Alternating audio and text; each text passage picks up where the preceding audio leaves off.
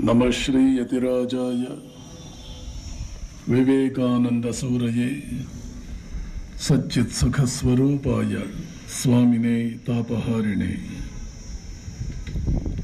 मूकं करोति वाचालं पंगुं लंघयते गिरिं यत्कृपा तमहं वंदे परमानंद माधवम्। ಆಸೀನರಾಗಿರ್ತಕ್ಕಂಥ ಹೊಸಪೇಟೆ ಹಂಸಾಂಬ ಶಾರದಾಶ್ರಮದ ಪ್ರಬೋಧಮಯಿ ಮಾತಾಜಿರವರೇ, ಗೋಕಾಕಿನ ಶಾರದಾ ಶಕ್ತಿಪೀಠದ ಶಿವಮಯಿ ಮಾತಾಜಿಯವರೇ, ಗೋಕಾಕ್ ನಗರದ ಎಲ್ಲ ಗೌರವಾನ್ವಿತ ಆತ್ಮೀಯ ಆಧ್ಯಾತ್ಮಿಕ ಬಂಧುಗಳೇ, ಶ್ರೀರಾಮಕೃಷ್ಣರು ನರೇಂದ್ರನಿಗೆ ಮಂತ್ರದೀಕ್ಷೆ ಕೊಟ್ಟಂತಹ ಸಂದರ್ಭವನ್ನು ನಿನ್ನೆ ವಿವರಿಸ್ತಾ ಇದ್ದೆ. ಇದು ಭಾರತೀಯ ಪರಂಪರೆ. ಯಾವ ವ್ಯಕ್ತಿ ಆಧ್ಯಾತ್ಮಿಕವಾಗಿ ಸ್ವಲ್ಪ ಗಂಭೀರವಾಗಿ ತನ್ನನ್ನು ತೊಡಗಿಸಿಕೊಳ್ಬೇಕು ಅಂತ ಇಷ್ಟಪಡ್ತಾನೋ ಅವನಿಗೆ ನೂರಾರು ಮಾರ್ಗಗಳನ್ನು ಒದಗಿಸಿಕೊಡ್ತಾ ಇದೆ ಭಾರತೀಯ ಸಂಸ್ಕೃತಿ. ಒಬ್ಬ ವ್ಯಕ್ತಿ ಆಧ್ಯಾತ್ಮಿಕ ಮಾರ್ಗಕ್ಕೆ ಪ್ರವೇಶ ಮಾಡಬೇಕಾದ ಅನಿವಾರ್ಯತೆ ಇದೆಯೇ? ಅನಿವಾರ್ಯತೆ ಇದೆ. ಸದ್ಯಕ್ಕೋ ಮುಂದೆ ಒಂದು ದಿನವೋ ಅನಿವಾರ್ಯತೆ ಅಂತೂ ಇದೆ. ಕೆಲವರಿಗೆ ಸದ್ಯಕ್ಕೆ ಅನಿವಾರ್ಯತೆ ಇದೆ, ಇನ್ನು ಕೆಲವರಿಗೆ ಮುಂದೆ ಒಂದು ದಿನ ಅನಿವಾರ್ಯತೆ ಬರುತ್ತೆ. ಯಾರು ಈಗ ಅಶಾಂತಿಯಿಂದ ಬಳಲ್ತಾ ಇದ್ದಾರೆ, ಅದರಲ್ಲೂ ತಿನ್ನೋದಕ್ಕೆ ಸಾಕಷ್ಟಿದ್ದು ಹೊಟ್ಟೆ ಬಟ್ಟೆಗೆ ಏನು ಯೋಚನೆ ಇಲ್ಲ, ಮತ್ತೆ ಬೇರೆ ಯಾವುದೂ ತೊಂದರೆ ಇಲ್ಲ, ಆದರೂ ಅಶಾಂತಿ, ಮನಸ್ಸಿನಲ್ಲಿ ಶಾಂತಿ ಇಲ್ಲ, ಹೊಟ್ಟೆ ಬಟ್ಟೆಗೇನೂ ತೊಂದರೆ ಇಲ್ಲ, ವಾಸಿಸುವ ಮನೆಗೇನು ತೊಂದರೆ ಇಲ್ಲ, ಇನ್ನು ಮಾನವೀಯ ಸಂಬಂಧಗಳು ಅದರ ಬಗ್ಗೆ ಬಹಳ ತಲೆ ಕೆಡಿಸ್ಕೊಳ್ಳೋ ಹಾಗಿಲ್ಲ. ನಾವು ಸಂಬಂಧಗಳನ್ನು ಕುರಿತು ತಲೆನೇ ಕೆಡಿಸ್ಕೊಳ್ಬಾರದು. ಅನಿವಾರ್ಯವಾದ ಕೆಲವು ಸಂಬಂಧಗಳು, ಅದು ಅಂಥ ಅನಿವಾರ್ಯವೇನೂ ಅಲ್ಲ. ಯಾವಾಗ ಹೊಟ್ಟೆ ಬಟ್ಟೆ ವ್ಯವಸ್ಥೆ ಆಗಿದೆ, ಒಂದು ವಸತಿಗೆ ವ್ಯವಸ್ಥೆ ಆಗಿದೆ, ಇಷ್ಟಿದ್ರೂ ಕೂಡ ಅವನಲ್ಲಿ ಅಶಾಂತಿ ಇದೆ ಅಂದರೆ ಭಾವಿಸಬೇಕು ಅವನು ಆಧ್ಯಾತ್ಮಿಕವಾಗಿ ಗಂಭೀರವಾಗಿ ತೊಡಗಿಸಿಕೊಳ್ಳುವ ದಿನಗಳು ಬಂದಿವೆ. ಅಶಾಂತಿಗೆ ಒಂದೇ ಕಾರಣ, ಅಥವಾ ಮನುಷ್ಯನ ದುಃಖಕ್ಕೆ, ಕಷ್ಟಕ್ಕೆ ಮೂಲಭೂತ ಸೌಕರ್ಯಗಳಿಲ್ಲ ಅಂತಂದ್ರೆ ಅದನ್ನು ಒಪ್ಪಿಕೊಳ್ಬಹುದು. ಹೊಟ್ಟೆಗೇ ಇಲ್ಲ ಪಾಪ, ಆದ್ದರಿಂದ ತೊಂದರೆಯಲ್ಲಿದ್ದಾನೆ. ಬಟ್ಟೆಗಿಲ್ಲ, ತೊಂದರೆಯಲ್ಲಿದ್ದಾನೆ. ಎರಡೂ ಇದೆ. ವಾಸಕ್ಕೆ ಒಂದು ಮನೆ ಇದೆ, ಆದರೂ ತೊಂದರೆಯಲ್ಲಿದ್ದಾನೆ. ಇನ್ನು ಕೆಲವು ಕಡೆ ಮಾನವೀಯ ಸಂಬಂಧಗಳು ತಕ್ಕಮಟ್ಟಿಗೆ ಚೆನ್ನಾಗಿವೆ, ಅಂಥ ಕೆಟ್ಟು ಹೋಗಿ ಏನೂ ಇಲ್ಲ, ಆದರೂ ಮನಸ್ಸಿಗೆ ಶಾಂತಿ ಇಲ್ಲ ಅಂತಂದ್ರೆ ಅಲ್ಲಿ ಒಂದೇ ಕಾರಣ, ಒಳಗಿನ ಆತ್ಮ ಆಧ್ಯಾತ್ಮಿಕ ಜಾಗೃತಿಗಾಗಿ ಹಂಬಲಿಸ್ತಾ ಇದೆ. ಒಂದು ನಾವು ನೆನಪಿಟ್ಕೊಳ್ಬೇಕು, ಬಡವನಿಗೆ ಇನ್ಯಾವುದರ ಯೋಚನೆಯೂ ಇರೋದಿಲ್ಲ. ಹೊಟ್ಟೆ ತುಂಬ ಊಟ ಮಾಡೋದು ಹೇಗೆ? ಊಟಕ್ಕೆ ವ್ಯವಸ್ಥೆ ಆಯಿತು, ಬಟ್ಟೆ ವ್ಯವಸ್ಥೆ ಅದಾಯಿತು, ವಸತಿ ವ್ಯವಸ್ಥೆ ಅದಾಯಿತು, ಒಂದು ಸಣ್ಣ ಸ್ಥಾನಮಾನ, ಒಂದು ಸಣ್ಣ ರೀತಿಯ ಮಾನ್ಯತೆ, ಸಮಾಜದಲ್ಲಿ ಮಾನ್ಯತೆ, ಇಷ್ಟೆಲ್ಲ ಪಡ್ಕೊಂಡಿರೋರು ಬಹಳ ಜನ ಇದ್ದಾರೆ. ಆದರೆ ಭಾರತೀಯ ಸಂಸ್ಕೃತಿ ಹೇಳುತ್ತೆ, ಹೊಟ್ಟೆ ಬಟ್ಟೆಗೆ ತೊಂದರೆ ಇದ್ದರೂ ಕೂಡ ನೀನು ಆಧ್ಯಾತ್ಮಿಕ ವ್ಯಕ್ತಿಯಾಗಬೇಕು. ಮನುಷ್ಯ ಜನ್ಮ ಬಂದ್ರೇನೆ ಸಾಕು, ಇನ್ನು ಸುಖಾಭಿಲಾಷೆ ಅನ್ನುವಂತಹದ್ದು ಜೀವನದಲ್ಲಿ ನೀನು ಮಾಡಬಹುದಾದಂಥ ದೊಡ್ಡ ಪ್ರಮಾದ. ಸುಖ ಅದು ಮನುಷ್ಯನಿಗಲ್ಲ, ಮನುಷ್ಯ ಜನ್ಮಕ್ಕಲ್ಲ ಸುಖ. ಒಂದು ವೇಳೆ ಮನುಷ್ಯ ಜನ್ಮಕ್ಕೆ ಸುಖ ಏನಾದರೂ ಇದ್ರೆ ಅದು ಕೇವಲ ಎರಡು ರೀತಿಯಲ್ಲಿ ಸಿಗುವಂತಹದ್ದು. ಒಂದು ಜ್ಞಾನ ಸಮೃದ್ಧಿ, ಜ್ಞಾನದಲ್ಲಿ ವಿಸ್ತರಿಸ್ಕೊಳ್ತಾ ಏನು ಸುಖ ಬರುತ್ತಲ್ಲ ಅದು ಮಾತ್ರವೇ ಮನುಷ್ಯನು ನೆಚ್ಚಿಕೊಳ್ಳಬಹುದಾದ ಸುಖ. ಬೇರೆ ಯಾವುದಾದ್ರೂ ಸುಖಗಳು ಒಂದಿಷ್ಟು ಸುಖ ನೀನೇನಾದರೂ ನಿನಗೆ ಸಿಕ್ಕಿದ್ರೆ ಅದರ 4 ಪಟ್ಟು ಯಾವುದೋ ಒಂದು ರೀತಿಯಲ್ಲಿ ದುಃಖವನ್ನೇ ತರುತ್ತವೆ. ದುಃಖ ಯೋನಿಗಳು, ಬೇರೆ ರೀತಿಯ ಸುಖಗಳೆಲ್ಲ ದುಃಖ ಯೋನಿಗಳು. ಕೃಷ್ಣ ಭಗವದ್ಗೀತೆಯಲ್ಲಿ ಹೇಳ್ತಾನೆ. ಮನುಷ್ಯ ಅರ್ಥಪೂರ್ಣವಾಗಿ ಬದುಕುವುದಕ್ಕೆ ಏನು ಬೇಕೋ ಅದನ್ನೆಲ್ಲ ಭಗವದ್ಗೀತೆಯಲ್ಲಿ ಪರಮಾತ್ಮ ಹೇಳಿದ್ದಾನೆ. ನಮ್ಮ ಜೀವನ ಹೇಗಿರಬೇಕು, ಭಗವದ್ಗೀತೆಯನ್ನು ಸರಿಯಾಗಿ ಅರ್ಥ ಮಾಡಿಕೊಂಡ್ರೆ ನಾವು ಬದುಕುವುದು ಹೇಗೆ ಅನ್ನೋದು ಸ್ಪಷ್ಟವಾಗಿ ಗೊತ್ತಾಗುತ್ತೆ.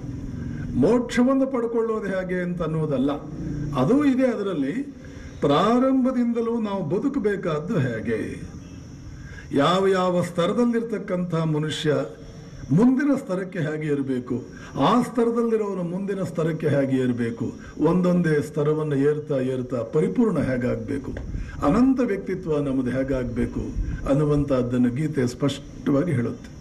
ಕೃಷ್ಣ ಹೇಳ್ತಾನೆ, ನೆನಪಿಟ್ಕೋ, ಜ್ಞಾನದಿಂದ ಹುಟ್ಟಿಲ್ಲದ ಸುಖ ಅರ್ಜುನ, ಆತ್ಮ ಜಾಗೃತಿಯಿಂದ ಹುಟ್ಟಿಲ್ಲದ ಸುಖ ಅರ್ಜುನ, ಅವು ದುಃಖ ಯೋನಿಗಳು. ಒಂದು ದಿನ ದುಃಖವನ್ನು ಪ್ರಸವಿಸುತ್ತವೆ, ಅವು ದುಃಖವನ್ನು ಹುಟ್ಟಿಸುತ್ತವೆ, ದುಃಖವನ್ನು ಸೃಷ್ಟಿಸುತ್ತವೆ. ಪ್ರಾರಂಭದಿಂದಲೇ ಮನುಷ್ಯ ಜನ್ಮ ಬಂದರು ಅಂದರೆ ಸಾಕು. ಯಾಕೆ ಅಂತಂದರೆ ಪ್ರಾಣಿಗಳು ಸುಖ ಪಡುವಷ್ಟು ಮನುಷ್ಯನಿಗೆ ಸುಖ ಪಡುವುದಕ್ಕಾಗುವುದಿಲ್ಲ. ಪ್ರಾಣಿಗಳ ಇಂದ್ರಿಯಗಳು ಸುಖವನ್ನು ಅನುಭವಿಸುವಷ್ಟು ರಭಸವಾಗಿ ಮನುಷ್ಯನ ಇಂದ್ರಿಯಗಳು ಸುಖವನ್ನು ಅನುಭವಿಸಲಾರವು. ಹಂದಿ ತಿನ್ನುವಷ್ಟು ರಭಸವಾಗಿ ಈ ಪ್ರಪಂಚದಲ್ಲಿ ಯಾರಾದರೂ ತಿನ್ನಬಲ್ಲರ? ಈ ವಿಷಯವನ್ನು ಪ್ರಸ್ತಾಪಿಸ್ತಾ ಸ್ವಾಮಿ ವಿವೇಕಾನಂದರು ಹೇಳ್ತಾರೆ, ಹಂದಿ ಊಟ ಮಾಡ್ತಾ ಇದ್ರೆ, with what gusto it eats, even if lord Indra comes and stands by it, it doesn't look at him. ದೇವೇಂದ್ರನೇ ಬಂದು ಅದರ ಪಕ್ಕದಲ್ಲಿ ನಿಂತ್ಕೊಂಡು, ಹಂದಿ ಪಕ್ಕದಲ್ಲಿ ನಿಂತ್ಕೊಂಡ್ರು ಕೂಡ ಏನು ಚೆನ್ನಾಗಿದೆಯಾ ಅಂತ ಮಾತನಾಡಿಸೋ ಗೋಜಿಗೆ ಹೋಗೋದಿಲ್ಲ. ಅದು ಅಷ್ಟರ ಮಟ್ಟಿಗೆ ತಿನ್ನುವುದರಲ್ಲಿ ತಲ್ಲೀನವಾಗಿರುತ್ತೆ. ಅದಕ್ಕೆ ಅದರ ಆನಂದ. ಎಲ್ಲಿಯವರೆಗೆ ಹಂದಿಯ ಸ್ತರದಲ್ಲೇ ಈ ಜೀವಿ ಇರುತ್ತೆ, ಅಲ್ಲಿಯವರೆಗೆ ಹಂದಿಯ ಜನ್ಮ ಅದಕ್ಕೆ ಅಸಹ್ಯ ಬರುವುದಿಲ್ಲ. ಮನುಷ್ಯ ಜನ್ಮ ಬಂದ ಮೇಲೆ ಗೊತ್ತಾಗುತ್ತೆ ಎಷ್ಟು ಅಸಹ್ಯ ಈ ಹಂದಿಯ ಜನ್ಮ. ಇನ್ನೂ ಎತ್ತರಕ್ಕೆ ಹೋದ ಮೇಲೆ ಗೊತ್ತಾಗುತ್ತೆ ಆ ಕೆಳಗಿನ ಜನ್ಮ ಎಷ್ಟು ಅಸಹ್ಯ, ಎಷ್ಟು ಅಸಹ್ಯ. ಹಾಗೆಯೇ ನೆನ್ಪಿಟ್ಕೊಳ್ಳಿ, ಮನುಷ್ಯನಲ್ಲೂ 100 ಸ್ತರಗಳಿವೆ.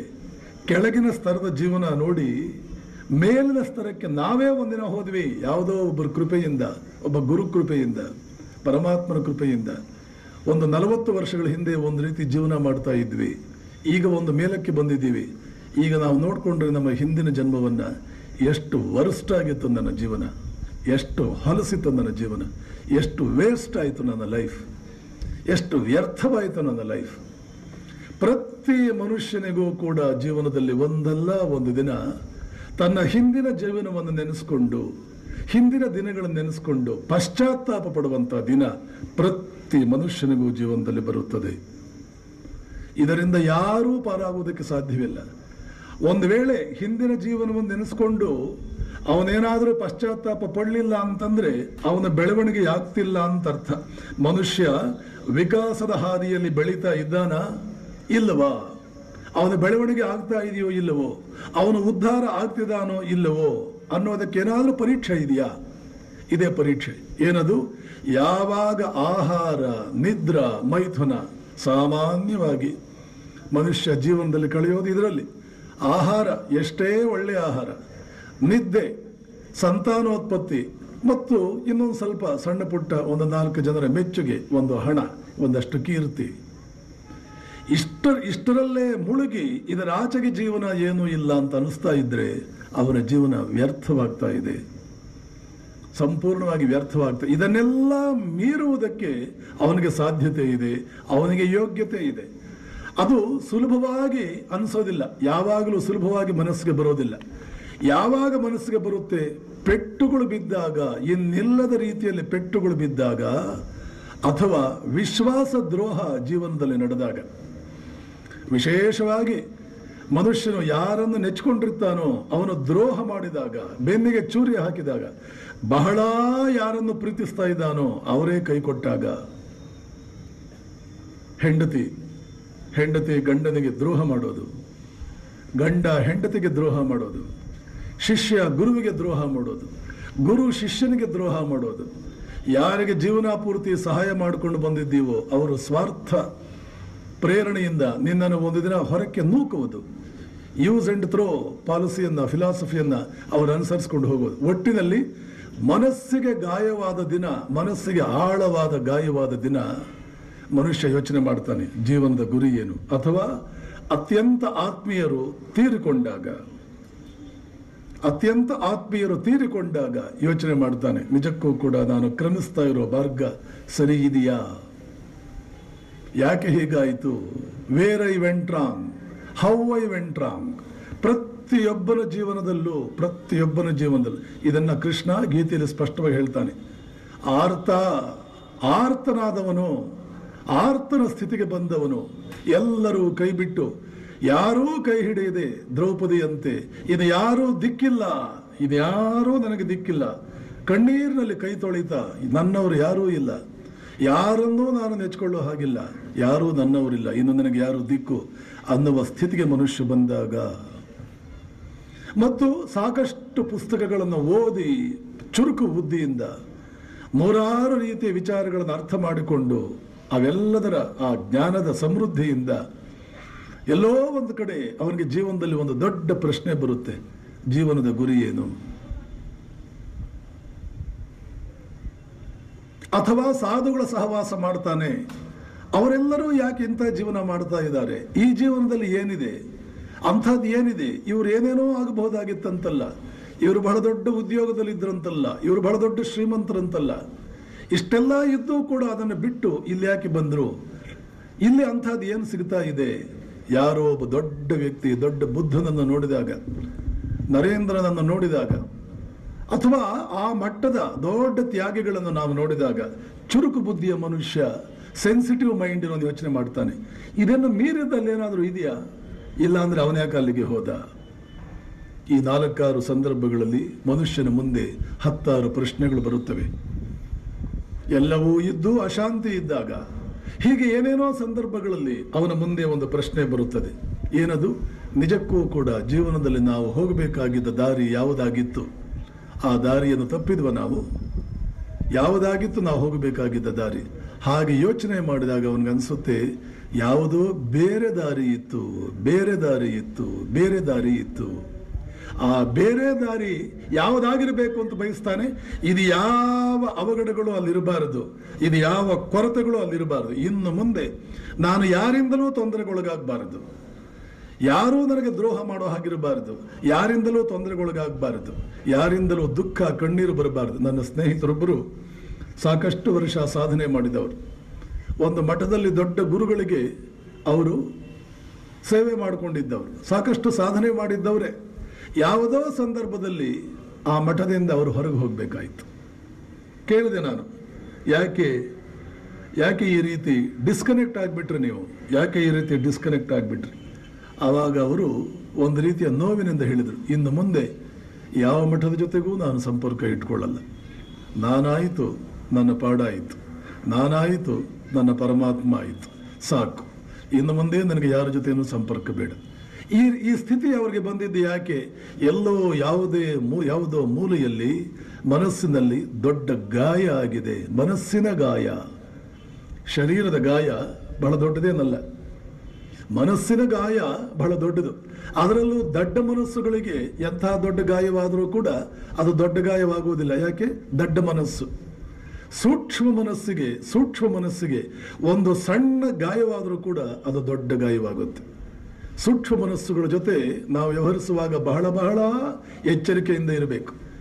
ಆದ್ದರಿಂದ ಆ ಸೂಕ್ಷ್ಮ ಮನಸ್ಸುಗಳಿಗೆ ನಾನು ಹೇಳ್ತಾ ಇರ್ತೇನೆ, ಇಲ್ಲ ಒಂಟಿಯಾಗಿ ಇರಿ, ಇಲ್ಲ ಪರಮಾತ್ಮನನ್ನು ಪ್ರಾರ್ಥನೆ ಮಾಡಿಕೊಂಡು ನಿಮಗೆ ತಕ್ಕನಾದಂತಹ ವ್ಯಕ್ತಿಗಳ ಜೊತೆ ಮಾತ್ರ ನೀವು ವ್ಯವಹರಿಸಿ.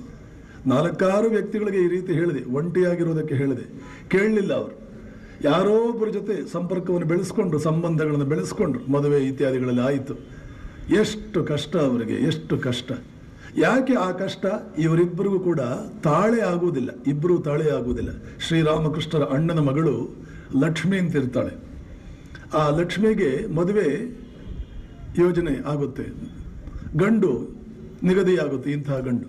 ಆ ಗಂಡು ಯಾರು ಅಂತ ಗೊತ್ತಾದ ತಕ್ಷಣವೇ ರಾಮಕೃಷ್ಣರು ಸ್ವಲ್ಪ ನೋವಿನಿಂದ ಕೂಗುತ್ತಾರೆ, ಅಯ್ಯೋ ಏನಿದು, ಲಕ್ಷ್ಮಿಗೆ ಇಂಥವನೇ, ಇವಳು ಸುಖವಾಗಿರುವುದಿಲ್ಲ ಜೀವನದಲ್ಲಿ, ಇಂಥವನ ಲಕ್ಷ್ಮಿಯ ಗಂಡ ಆಗೋದು ಅಣ್ಣನ ಮಗಳು. ಅವಳು ಶೀತಲಾದೇವಿಯ ಅಂಶ, ಸೀತೆಯ ಅಂಶ ಲಕ್ಷ್ಮಿ. ರಾಮಕೃಷ್ಣರು ಸ್ಪಷ್ಟವಾಗಿ ತಿಳ್ಕೊಂಡಿದ್ದು. ಶಿವನು ಅವಳ ಗಂಡನಾಗಬೇಕಾಗಿತ್ತು, ಅವಳು ಸಂತೋಷ ಪಟ್ಕೊಳ್ತಿದ್ಲು, ಅವಳು ಸುಖವಾಗಿರ್ತಿದ್ಲು. ಇವನೇ ಇಂಥವನೇ ಗಂಡ. ಕೆಲವೇ ವರ್ಷಗಳಲ್ಲಿ ಅವನೆಲ್ಲೋ ಓಡಿ ಹೋಗ್ಬಿಟ್ಟ. ಯಾಕೆ? ಹೊಂದಲಿಲ್ಲ ಇಬ್ಬರಿಗೂ ಕೂಡ. ಇವಳು ಇಷ್ಟು ದೈವಾಂಶ ಸಂಭೂತಳು, ಅವನು ನೋಡಿದ್ರೆ ಒಬ್ಬ ಸಾಮಾನ್ಯ ಮನುಷ್ಯ. ಭಾರತೀಯ ಚಿಂತನೆ ಇದನ್ನೆಲ್ಲ ಲೆಕ್ಕ ಹಾಕೊಂಡು ಸಾಮಾನ್ಯವಾಗಿ ಸಂಬಂಧಗಳ ಕಾಲದಲ್ಲಿ ನೋಡುತ್ತೆ. ಇವರಿಗಿವರು ಹೊಂದಬಲ್ಲರೋ, ಇವರಿಗಿವರು ಹೊಂದುವವರು. ಇವಳು ಯಾವ ಗುಣ? ಸತ್ವಗುಣದವಳು. ಇವನು ಯಾವ ಗುಣ? ಇಬ್ಬರೂ ಸತ್ವಗುಣಿಗಳಾಗಿರಬೇಕು, ಇಲ್ಲ ಇಬ್ಬರೂ ರಜೋಗುಣಿಗಳಾಗಿರಬೇಕು, ಇಲ್ಲ ಇಬ್ಬರೂ ತಮೋಗುಣಿಗಳಾಗಿರಬೇಕು. ಒಂದು ತಮೋಗುಣಿ ಇನ್ನೊಂದು ತಮೋಗುಣಿಯ ಜೊತೆ ಹೊಂದಿಕೊಳ್ಳಬಲ್ಲ. ಅದು ಯಾವಾಗಲೂ ಹಾಗೇನೆ. ಪ್ರಪಂಚದಲ್ಲಿ ಹೊಂದಾಣಿಕೆ, ಗುಂಪು, ಸ್ನೇಹ ಬರೋದೇ ಹಾಗೆ. The birds of the same feather flock together. ಇಂಗ್ಲಿಷ್ನಲ್ಲಿ ಒಂದು ಮಾತಿದೆ, ಒಂದೇ ಜಾತಿಯ ಹಕ್ಕಿಗಳು ಒಟ್ಟೊಟ್ಟಿಗೆ ಹಾರುತ್ತವೆ, ಕಾಗೆಗಳೆಲ್ಲ ಒಟ್ಟಿಗೆ ಇರುತ್ತೆ, ಹಂಸಗಳೆಲ್ಲ ಒಟ್ಟಿಗೆ ಇರುತ್ತೆ, ಮತ್ತು ಇನ್ನೂ ಬಿಳಿ ಹಕ್ಕಿಗಳೆಲ್ಲ ಇರುತ್ತೆ. ಒಂದು ಕಾಗೆ, ಒಂದು ಹಂಸ, ಒಂದು ಬಿಳಿ, ಒಂದು ಗಿಳಿ, ಇದೆಲ್ಲ ಒಟ್ಟಿಗೆ ಇದು. ಒಂದು ಗುಬ್ಬಚ್ಚಿ ಒಟ್ಟು ನಾವು ನೋಡಿದ್ದೇ ಅಪರೂಪ. ಇಲ್ಲ ಗುಬ್ಬಚ್ಚಿಗಳೆಲ್ಲ ಒಟ್ಟಿಗೆ ಇರುತ್ತೆ, ಇಲ್ಲ ಗಿಳಿಗಳೆಲ್ಲ ಒಟ್ಟಿಗೆ ಇರುತ್ತೆ, ಇಲ್ಲ ಕಾಗೆಗಳೆಲ್ಲ ಒಟ್ಟಿಗೆ ಇರುತ್ತೆ. ಯಾಕೆ? ಹೊಂದಾಣಿಕೆ ಆಗೋದಿಲ್ಲ. ಕಮ್ಯುನಿಟಿ. ಪ್ರತಿ ಇರುವೆಗಳೆಲ್ಲ ಒಂದು ಕಡೆ ಇರುತ್ತೆ ನೋಡಬೇಕಾದ್ರೆ. ಹಾವುಗಳು ಒಟ್ಟಿಗೆ ಇರುತ್ತೆ, ಇಲಿಗಳು ಒಟ್ಟಿಗೆ ಇರುತ್ತೆ. ಅವುಗಳಿಗೆ ಹೊಂದಾಣಿಕೆ ಆಗುತ್ತೆ. ಗುಂಪು ಅಂತಂದ್ರೆ ಮನಸ್ಸು ಹೊಂದ್ಕೋಬೇಕು. ಆ ಮನಸ್ಸು ಹೊಂದ್ಕೋಬೇಕು ಅಂದ್ರೆ ಅದು ವಿಕಾಸದ ಒಂದೇ ಸ್ತರದಲ್ಲಿರಬೇಕು.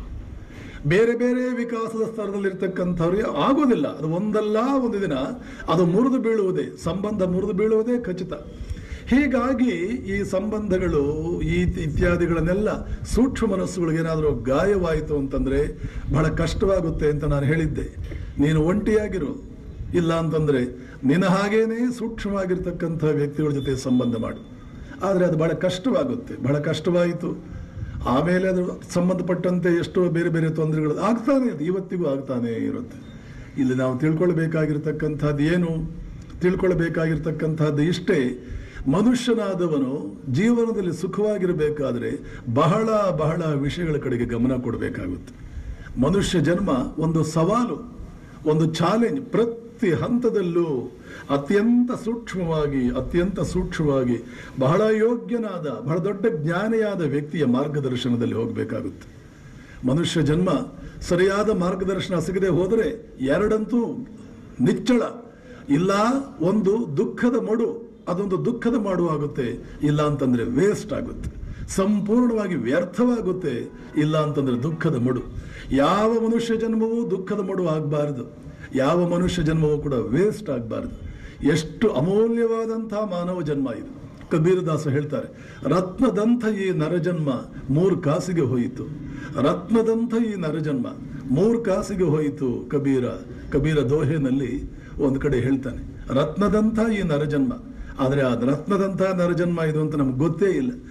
ಈ ದೇಶವಾಗಲಿ, ಯಾವುದೇ ದೇಶವಾಗಲಿ, ಯಾವುದೇ ಸಮಾಜದಲ್ಲಾಗಲಿ, ಯಾವುದೇ ಕಾಲದಲ್ಲಾಗಲಿ ಮನುಷ್ಯನಿಗಿರ್ತಕ್ಕಂಥ ದೊಡ್ಡ ಶಾಪ ಏನು ಅಂದರೆ ತಾನು ಏನು ಅಂತ ಅವನ ಮೌಲ್ಯ ಅವನಿಗೆ ಗೊತ್ತಿಲ್ಲದೆ ಇರೋದು.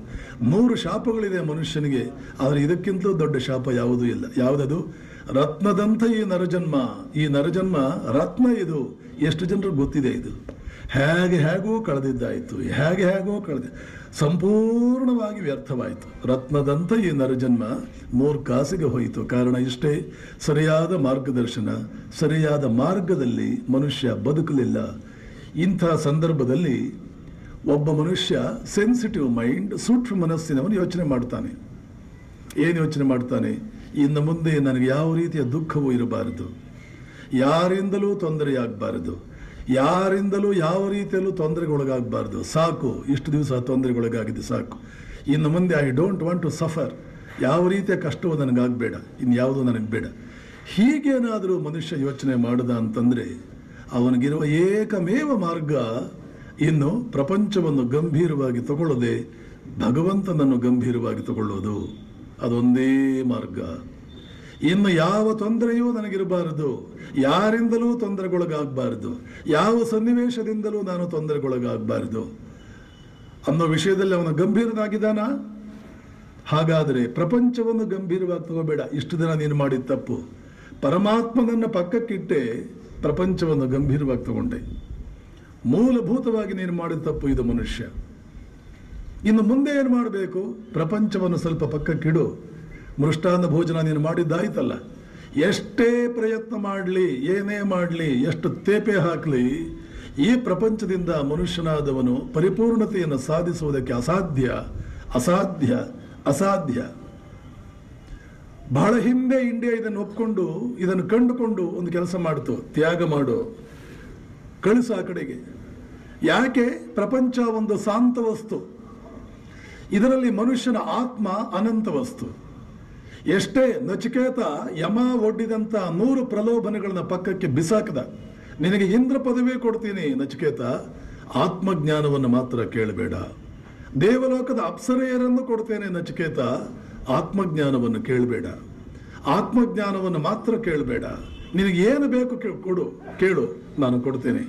ನಚಿಕೇತ ಅದ್ಭುತವಾದ ಒಂದು ರೀತಿ ಉತ್ತರ ಕೊಡ್ತಾನೆ. ಜಾನಾಮ್ಯಹಂ ಶೇವಧಿರಿತ್ಯನಿತ್ಯಂ ನ ಹ್ಯಧ್ರುವೈ ಪ್ರಾಪ್ಯತೆ ಹಿ ಧ್ರುವಂ ತತ್. ಕಠೋಪನಿಷತ್ತಿನ ಮೂಲಕ ಪ್ರಪಂಚಕ್ಕೆ ಇಂಡಿಯಾ ಕೊಟ್ಟಂತ ಅದ್ಭುತವಾದ ಇನ್ನೊಂದು ರತ್ನ, ಎ ಪೆರ್ಲ್ ಆಫ್ ವಿಸ್ಡಮ್, ವಿವೇಕ ಅನ್ನುವಂಥ ಅದ್ಭುತವಾದ ಇನ್ನೊಂದು ರತ್ನ. ಜಾನಾಮ್ಯಹಂ ಶೇವಧಿರಿತ್ಯ ಅನಿತ್ಯಂ ನ ಹ್ಯಧ್ರುವೈ ಪ್ರಾಪ್ಯತೆ ಹಿ ಧ್ರುವಂ ತತ್. ಓ ಯಮ, ಈ ಶಾಂತವಾಗಿರ್ತಕ್ಕಂಥ ಇಂದ್ರ ಪದವಿ, ಶಾಂತವಾಗಿರ್ತಕ್ಕಂಥ ಅಪ್ಸರೆ, ಇವರೆಲ್ಲ ಅನಂತನಾಗಿರ್ತಕ್ಕಂಥ ನನಗೆ ಸಮಾಧಾನ, ತೃಪ್ತಿಯನ್ನು ಕೊಡಬಲ್ಲವೇ? ಅನಂತನಾದ ನನ್ನ ಆತ್ಮನಿಗೆ ತೃಪ್ತಿ ಸಮಾಧಾನಗಳನ್ನು ಕೊಡಬಲ್ಲವೇ? ಯಮ ಹೇಳ್ತಾನೆ, ಇಲ್ಲ, ಕೊಡಲಾರು. ಹಾಗಾದರೆ ಅವುಗಳನ್ನೆಲ್ಲ ನೀನೇ ಇಟ್ಕೋ, ನನಗೆ ಆತ್ಮಜ್ಞಾನವನ್ನು ಕೊಡು. ಹೀಗೆ ನಚಿಕೇತ ಕಠೋಪನಿಷತ್ತಿನಲ್ಲಿ ತಿರಸ್ಕರಿಸಿದ. ಬೇಡ, ಇಂದ್ರ ಪದವಿಯೇ ಬೇಡ. ಅಪ್ಸರೆಯರ ಇಂದ್ರ ಪದವಿ ಅಂತಂದ್ರೆ ಹೀಗೆ ನಾವು ನೆನಪಿಟ್ಕೋಬೇಕು. ಭೋಗ ಜೀವನದ ಉನ್ನತ ಮಟ್ಟ. ಇಂದ್ರ ಅನ್ನುವಂಥ ವ್ಯಕ್ತಿ ಇದಾನ, ಇಂದ್ರ ಪದವಿ ಇದೆಯಾ? ಅದಿಲ್ಲ ಅಂದ್ರೆ ಹೋಗಲಿ. ಈ ಪ್ರಪಂಚದಲ್ಲಿ ಅತ್ಯಂತ ಶ್ರೀಮಂತನಾದ ಒಬ್ಬ ವ್ಯಕ್ತಿಯನ್ನು ನೀವು ಊಹೆ ಮಾಡಿಕೊಳ್ಳಿ. ಪ್ರಪಂಚದಲ್ಲಿ ಅತ್ಯಂತ ಶ್ರೀಮಂತನಾದ ವ್ಯಕ್ತಿ, ಅವನ ಶ್ರೀಮಂತಿಕೆ 0. ಯಾಕೆಂದ್ರೆ ಎಷ್ಟೇ ಶ್ರೀಮಂತಿಕೆ ಇದ್ರೂ ಅವನ ಯೌವನ ಶಾಶ್ವತವಾಗಿರೋದಿಲ್ಲ. ಅವನ ಯೌವನ ಒಂದು 20 ವರ್ಷ 30 ವರ್ಷ ಇರಬಹುದು. ಯಾವಾಗ ಯೌವನವನ್ನು ಶರೀರ ಕಳ್ಕೊಳ್ಳುತ್ತೆ, ಎಂತಹ ಭೋಗ ವಸ್ತುವು, ಎಂತಹ ಸುಖವನ್ನು ಕೊಡುವಂತಹ ವಸ್ತುವು, ಎಂತಹ ಹಣ ಇರಲಿ, ಮತ್ತೊಂದಿರಲಿ, ಮಗದೊಂದಿರಲಿ, ಒಂದು 50 ವರ್ಷ ಶರೀರ ಯೌವನದಿಂದ ಇದ್ದು, ಅಥವಾ ಒಂದು 20 ವರ್ಷ 30 ವರ್ಷ ಇದ್ದು ಯೌವನ ಮಾಸಿ ಹೋದರೆ ಯಾವ ಭೋಗ ವಸ್ತುವು ನಮಗೆ ನಿಷ್ಪ್ರಯೋಜಕ. ಆದರೆ ಇಂದ್ರನ ಪದವಿ ಅನ್ನುವಂತಹದ್ದು ಅದು 4 ಯುಗಗಳಷ್ಟು ಕಾಲ ಅದು ಯೌವನದಲ್ಲೇ ಇರುವಂತಹದ್ದು. ಎಲ್ಲವೂ ಇದೆ. ತೈತ್ರೇಯ ಉಪನಿಷತ್ತು ಇದಕ್ಕೆ ಸ್ಪಷ್ಟವಾದ ಒಂದು ಚಿತ್ರ ಕೊಡುತ್ತೆ. ಆಶಿಷ್ಠೋ ದೃಢಿಷ್ಠೋ ಬಲಿಷ್ಠ. ಮನುಷ್ಯ ಹೆಚ್ಚಂದ್ರೆ ನೀನು ಏನಾಗ್ತೀಯೋ ತೈತ್ರೇಯ ಉಪನಿಷತ್ತು ಹೇಳುತ್ತೆ. ಬಯಸು, ಇದನ್ನು ಬಯಸು. ಆದರೆ ಇದಕ್ಕಿಂತ 100 ಪಟ್ಟು ದೊಡ್ಡದಾದಿದೆ. ಅದನ್ನು ಯಾಕೆ ಬಿಡ್ತೀಯ? ಬಯಸು, ಮನುಷ್ಯನಾಗಿ ಬಯಸು. ಏನನ್ನು ಬಯಸು? ಸರ್ವೇಷಾಂ ಪೃಥಿವೀಂ ವಿತ್ತಸ್ಯ ಪೂರ್ಣಸ್ಯ. ಈ ಪ್ರಪಂಚದ ಎಲ್ಲ ಸಂಪತ್ತುಗಳನ್ನು ಪೂರ್ಣ ಪ್ರಮಾಣದಲ್ಲಿ ಪಡ್ಕೊಂಡಿರ್ತಕ್ಕಂಥ ಸ್ಥಿತಿ ನಿನ್ನದಾಗಲಿ. ಈ ಪ್ರಪಂಚದ ಎಲ್ಲ ಸಂಪತ್ತುಗಳು ಆಶಿಷ್ಠೋ ದೃಢಿಷ್ಠೋ ಬಲಿಷ್ಠ. ಆಶಿಷ್ಠ, ಮೋಸ್ಟ್ ಆಪ್ಟಿಮಿಸ್ಟಿಕ್ ಮ್ಯಾನ್ ಆಗಿರೋ ನೀನು. ದೃಢಿಷ್ಠ, ಸದೃಢವಾದ ಶರೀರ ಇದೆ ನಿನಗೆ. ಬಲಿಷ್ಠ, ಧೀರನಾಗಿದ್ದೀಯ. ಯುವಾ ಸ್ಯಾತ್ ಸಾಧು ಯುವಾಧ್ಯಾಯಕ. ಯುವಕನಾಗಿದೆಯಾ, ಯೌವನದ ತುತ್ತ ತುದಿಯಲ್ಲಿದೆಯಾ. You are in the prime of your youth. ಯುವಾ ಸ್ಯಾತ್ ಸಾಧು, ಮೋಸ್ಟ್ ವರ್ಚುಯಸ್ ಮ್ಯಾನ್. ನಿನ್ನಲ್ಲಿರುವಷ್ಟು ಸದ್ಗುಣಗಳು ಯಾರಲ್ಲೂ ಇಲ್ಲ. ಯುವಾಧ್ಯಾಯಕ, ನಿನ್ನಂತಹ ವಿದ್ಯಾವಂತ ಯಾರೂ ಇಲ್ಲ. ಎಷ್ಟು ಬಂತು. ಯುವಕ ಯೌವನದ ತುತ್ತ ತುದಿಯಲ್ಲಿದ್ದಾನೆ, ಆಶಿಷ್ಠನಾಗಿದ್ದಾನೆ, ದೃಢಿಷ್ಠನಾಗಿದ್ದಾನೆ, ಬಲಿಷ್ಠನಾಗಿದ್ದಾನೆ, ಸದ್ಗುಣಗಳ ಸಂಪನ್ನನೇ ಆಗಿದ್ದಾನೆ, ಮಹಾವಿದ್ಯಾವಂತನಾಗಿದ್ದಾನೆ, ಮತ್ತು ಪ್ರಪಂಚದ ಎಲ್ಲ ಸಂಪತ್ತುಗಳು ಕಾಲ ಕಸವಾಗಿವೆ. ಈ ಸ್ಥಿತಿಯನ್ನು ಬಯಸು. ಈ ಸ್ಥಿತಿಗೆ ಬಾ ನೀನು. ತೈತ್ರೇಯ ಉಪನಿಷತ್ತು ಹೇಳುತ್ತೆ. ತೈತ್ರೇಯ ಉಪನಿಷತ್ತು ಸವಾಲುಗಳ ಗಣಿ. ಅದು ಸತ್ಯಂ ವದ ಧರ್ಮಂ ಚರ, ಅದೆಲ್ಲ ಅದರಲ್ಲೇ ಬರೋದು. ಮೊನ್ನೆ ಹೇಳಿದ್ದೆ ಅದನ್ನ. ಸವಾಲುಗಳ ಇದರ ಆಗು. ಆದರೆ ನೆನಪಿಟ್ಕೋ, ಇದರ 100 ಪಟ್ಟು ಸ್ಥಿತಿ ಇನ್ನೊಂದಿದೆ. ಸ ಏಕೋ ಮಾನುಷ ಆನಂದ. ಇಷ್ಟೆಲ್ಲ ನೀನು ಮಾಡಿದ್ರೆ this is the excellence of man. This is human excellence, ಮನುಷ್ಯ ಶ್ರೇಷ್ಠತೆ ಇದು. ತೇ ಯೇಷ ತಮ್ಮಾನುಷ ಆನಂದ ಸ ಏಕೋ ಗಂಧರ್ವಾಣಾಮಾನಂದ. ಇಂಥದ್ದು 100 ಹಾಕಿದರೆ ಇನ್ನೊಂದು ಸ್ಥಿತಿ ಇದೆ, ಅದು ಗಂಧರ್ವ ಸ್ಥಿತಿ ಅಂತ ಕರಿತೀವಿ. ಆದರೆ ಈ ಶರೀರ ಅಲ್ಲಿ ಪ್ರಯೋಜನಕ್ಕೆ ಬರಲ್ಲ. ಆನಂದ ಸಿಗುತ್ತೆ, ಎಲ್ಲ ಸಿಗುತ್ತೆ, ಎಲ್ಲವೂ ಇದೆ, ಆದರೆ ಈ ಶರೀರ ಅಲ್ಲಿ ಪ್ರಯೋಜನಕ್ಕೆ ಬರಲ್ಲ. ಅಲ್ಲಿ ಬೇರೆ ಶರೀರ. ಯಾಕೆ? ಅಲ್ಲಿ ಯೌವನ ಜಾಸ್ತಿ ಬೇಕಾಗುತ್ತೆ ನಿನಗೆ. ಆ ಸುಖ, ಆ ತೃಪ್ತಿ ಪಟ್ಕೊಳ್ಳೋದಕ್ಕೆ ಶರೀರದಲ್ಲಿ ವಿಗರ್, ಶರೀರದಲ್ಲಿ ಶಕ್ತಿ, ಇನ್ನೂ ಹೆಚ್ಚಿನ ವಿದ್ಯೆ, ಇನ್ನೂ ಹೆಚ್ಚಿನ ದೃಢತೆ, ಇನ್ನೂ ಹೆಚ್ಚಿನ ಶಕ್ತಿ ಎಲ್ಲ ಬೇಕಾಗುತ್ತೆ. ಆದ್ದರಿಂದ ಈ ಶರೀರ ಸಾಕಾಗಲ್ಲ. ಅಲ್ಲಿ ಬೇರೆ ಇನ್ಯಾವುದೋ ಶರೀರ. ಆ ಶರೀರ ಯಾವುದೇ ಟೆಂಪರೇಚರ್ನಲ್ಲಿ ಒಣಗೋದಿಲ್ಲ, ಯಾವುದೇ ಮಳೆಯಲ್ಲಿ ನೆನೆಯೋದಿಲ್ಲ. ಹಾಗೇನಾದರೂ ಕಂಡೀಷನ್ಗೆ ಒಳಗಾದರೆ ಮತ್ತೆ ಇತಿಮಿತಿಗಳು ಒಳಗಾಗುತ್ತೆ. ಆದ್ದರಿಂದ ಅದು ಬೇರೆನೇ ಶರೀರ. ಅದರ 100 ಪಟ್ಟು ಇನ್ನೊಂದು ಕಡೆ ಇದೆ, ಹೀಗೆ ಹೋಗುತ್ತೆ. ಇದರ 100 ಪಟ್ಟು ಕೊನೆಗೆ ಸಯೇಕೋ ಇಂದ್ರಸ್ಯಾನಂದ. ಇಂತಹದ್ದು ಒಂದು 10 ಹೋದ ಮೇಲೆ ಅದು ಒಂದು ಇಂದ್ರನ ಆನಂದ. ಈಗ ನಚಿಕೇತನಿಗೆ ಹೇಳ್ತಾ ಇದ್ದಾನೆ ಯಮ, ನಿನಗೆ ಇಂದ್ರ ಪದವಿ ಕೊಡ್ತೇನೆ ನಚಿಕೇತ. ಆದರೆ ನಚಿಕೇತ ಹೇಳ್ತಾ ಇದ್ದಾನೆ, ಅನಂತನಾದ ನನ್ನ ಆತ್ಮನಿಗೆ ಶಾಂತನಾದ ಅದೆಷ್ಟೇ ದೊಡ್ಡ ಇಂದ್ರ ಪದವಿ ಆಗಿರಲಿ, ಕೊನೆಗೆ ಒಂದು ಕಲ್ಪವಾದ ಮೇಲೆ ಅದು ನಿಲ್ಲುತ್ತೆ ತಾನೆ, ನಿಂತು ಹೋಗುತ್ತೆ ತಾನೆ. ಒಂದು ದಿನ ಕಲ್ಪ ಅನ್ನುವಂಥದ್ದು ಹೊರಟೋಗುತ್ತೆ, ಬಂದೇ ಬಿಡುತ್ತೆ. ಕಾಲೋಕ್ಷಯಂ, ಕಾಲ ಕ್ಷಯವಾಗ್ತಾನೇ ಹೋಗುತ್ತೆ. ಈಗ ನಾವೇ ನೋಡ್ಕೊಂಡ್ರೆ ಗೊತ್ತಾಗುತ್ತೆ. ನಮ್ಮ ಬಾಲ್ಯಾವಸ್ಥೆ ನೆನ್ನೆ ಮೊನ್ನೆ ಬಂದಂಗಿದೆ. ನೆನ್ನೆ ಮೊನ್ನೆ ನಾವು ಪ್ರೈಮರಿ ಸ್ಕೂಲ್ ವಿದ್ಯಾರ್ಥಿಗಳಾಗಿದ್ವೇನೋ, ನೆನ್ನೆ ಮೊನ್ನೆ ಹೈಸ್ಕೂಲ್ ವಿದ್ಯಾರ್ಥಿಗಳಾಗಿದ್ವೇನೋ, ನೆನ್ನೆಯೋ ಮೊನ್ನೆಯೋ ನಮ್ಮ ಬಾಲ್ಯಾವಸ್ಥೆ ಇದ್ದಂಗಿದೆ. ಈಗ ನೋಡಿಕೊಂಡ್ರೆ ನಮಗೊಂದು ಸಾಕಷ್ಟು ವಯಸ್ಸೇ ಆಗಿರುತ್ತೆ. ಹೀಗೆ ಕಾಲ ಹೋಗ್ತಾನೇ ಇರುತ್ತೆ. ಯಾಂತಿಕ್ಷಯಂ, ನೀರಿನ ಮೇಲಿನ ಗುಳ್ಳೆಯಂತೆ ಕಾಲ ಹೋಗ್ತಾನೇ ಇರುತ್ತೆ. ಒಂದು ಕ್ಷಣ, ಕಾಲ ಅನ್ನುವಂಥದ್ದು ಒಂದು ಕ್ಷಣದಲ್ಲಿ ಮುಗಿದೋಗುತ್ತೆ. ಇಂದ್ರ ಪದವಿ ಮುಗಿದೋಗುತ್ತೆ. ಆದ್ದರಿಂದ ಅನಂತನಾದಂತಹ ನನ್ನ ಆತ್ಮನಿಗೆ ಅನಂತನಾದಂತಹ ಸಂಪತ್ತು ಏನಾದರೂ ಒಂದಿದ್ರೆ ಕೊಡು.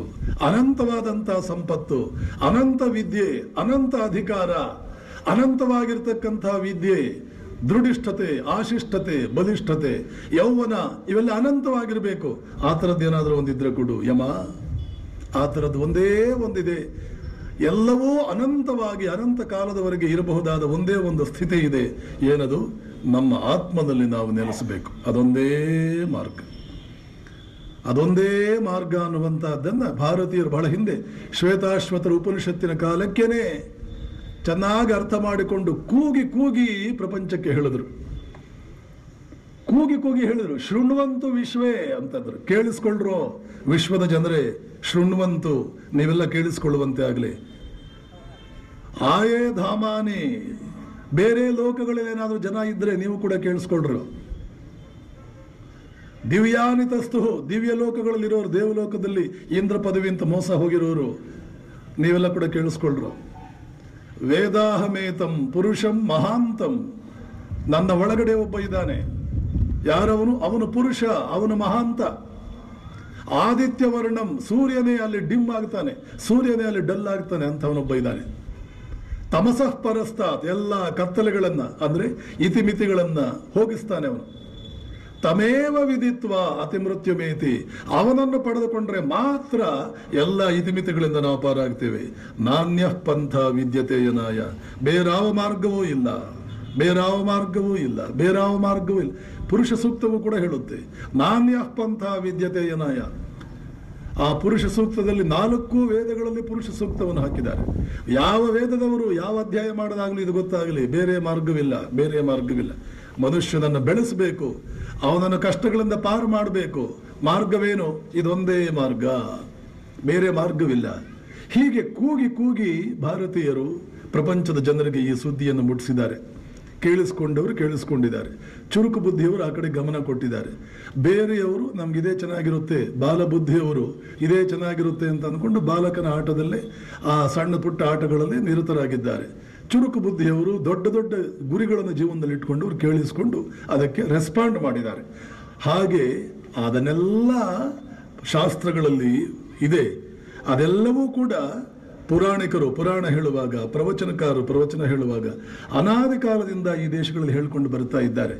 ಇದನ್ನು ಕೇಳಿಸ್ಕೊಂಡ್ರೆ ಜನರಿಗೆಲ್ಲ ಈ ಜೀವನವನ್ನು ಹೊರತುಪಡಿಸಿ ಇನ್ಯಾವುದೋ ಒಂದು ಮಹಾನ್ ಜೀವನ ಇದ್ದ ಕಾಣುತ್ತೆ ಅನ್ನುವಂಥ ಭಾವ ಬರುತ್ತೆ. ನರೇಂದ್ರಾದಿ ಯುವಕರು ಆ ರೀತಿಯ ಭಾವನೆಗೆ ಒಳಗಾದವರು.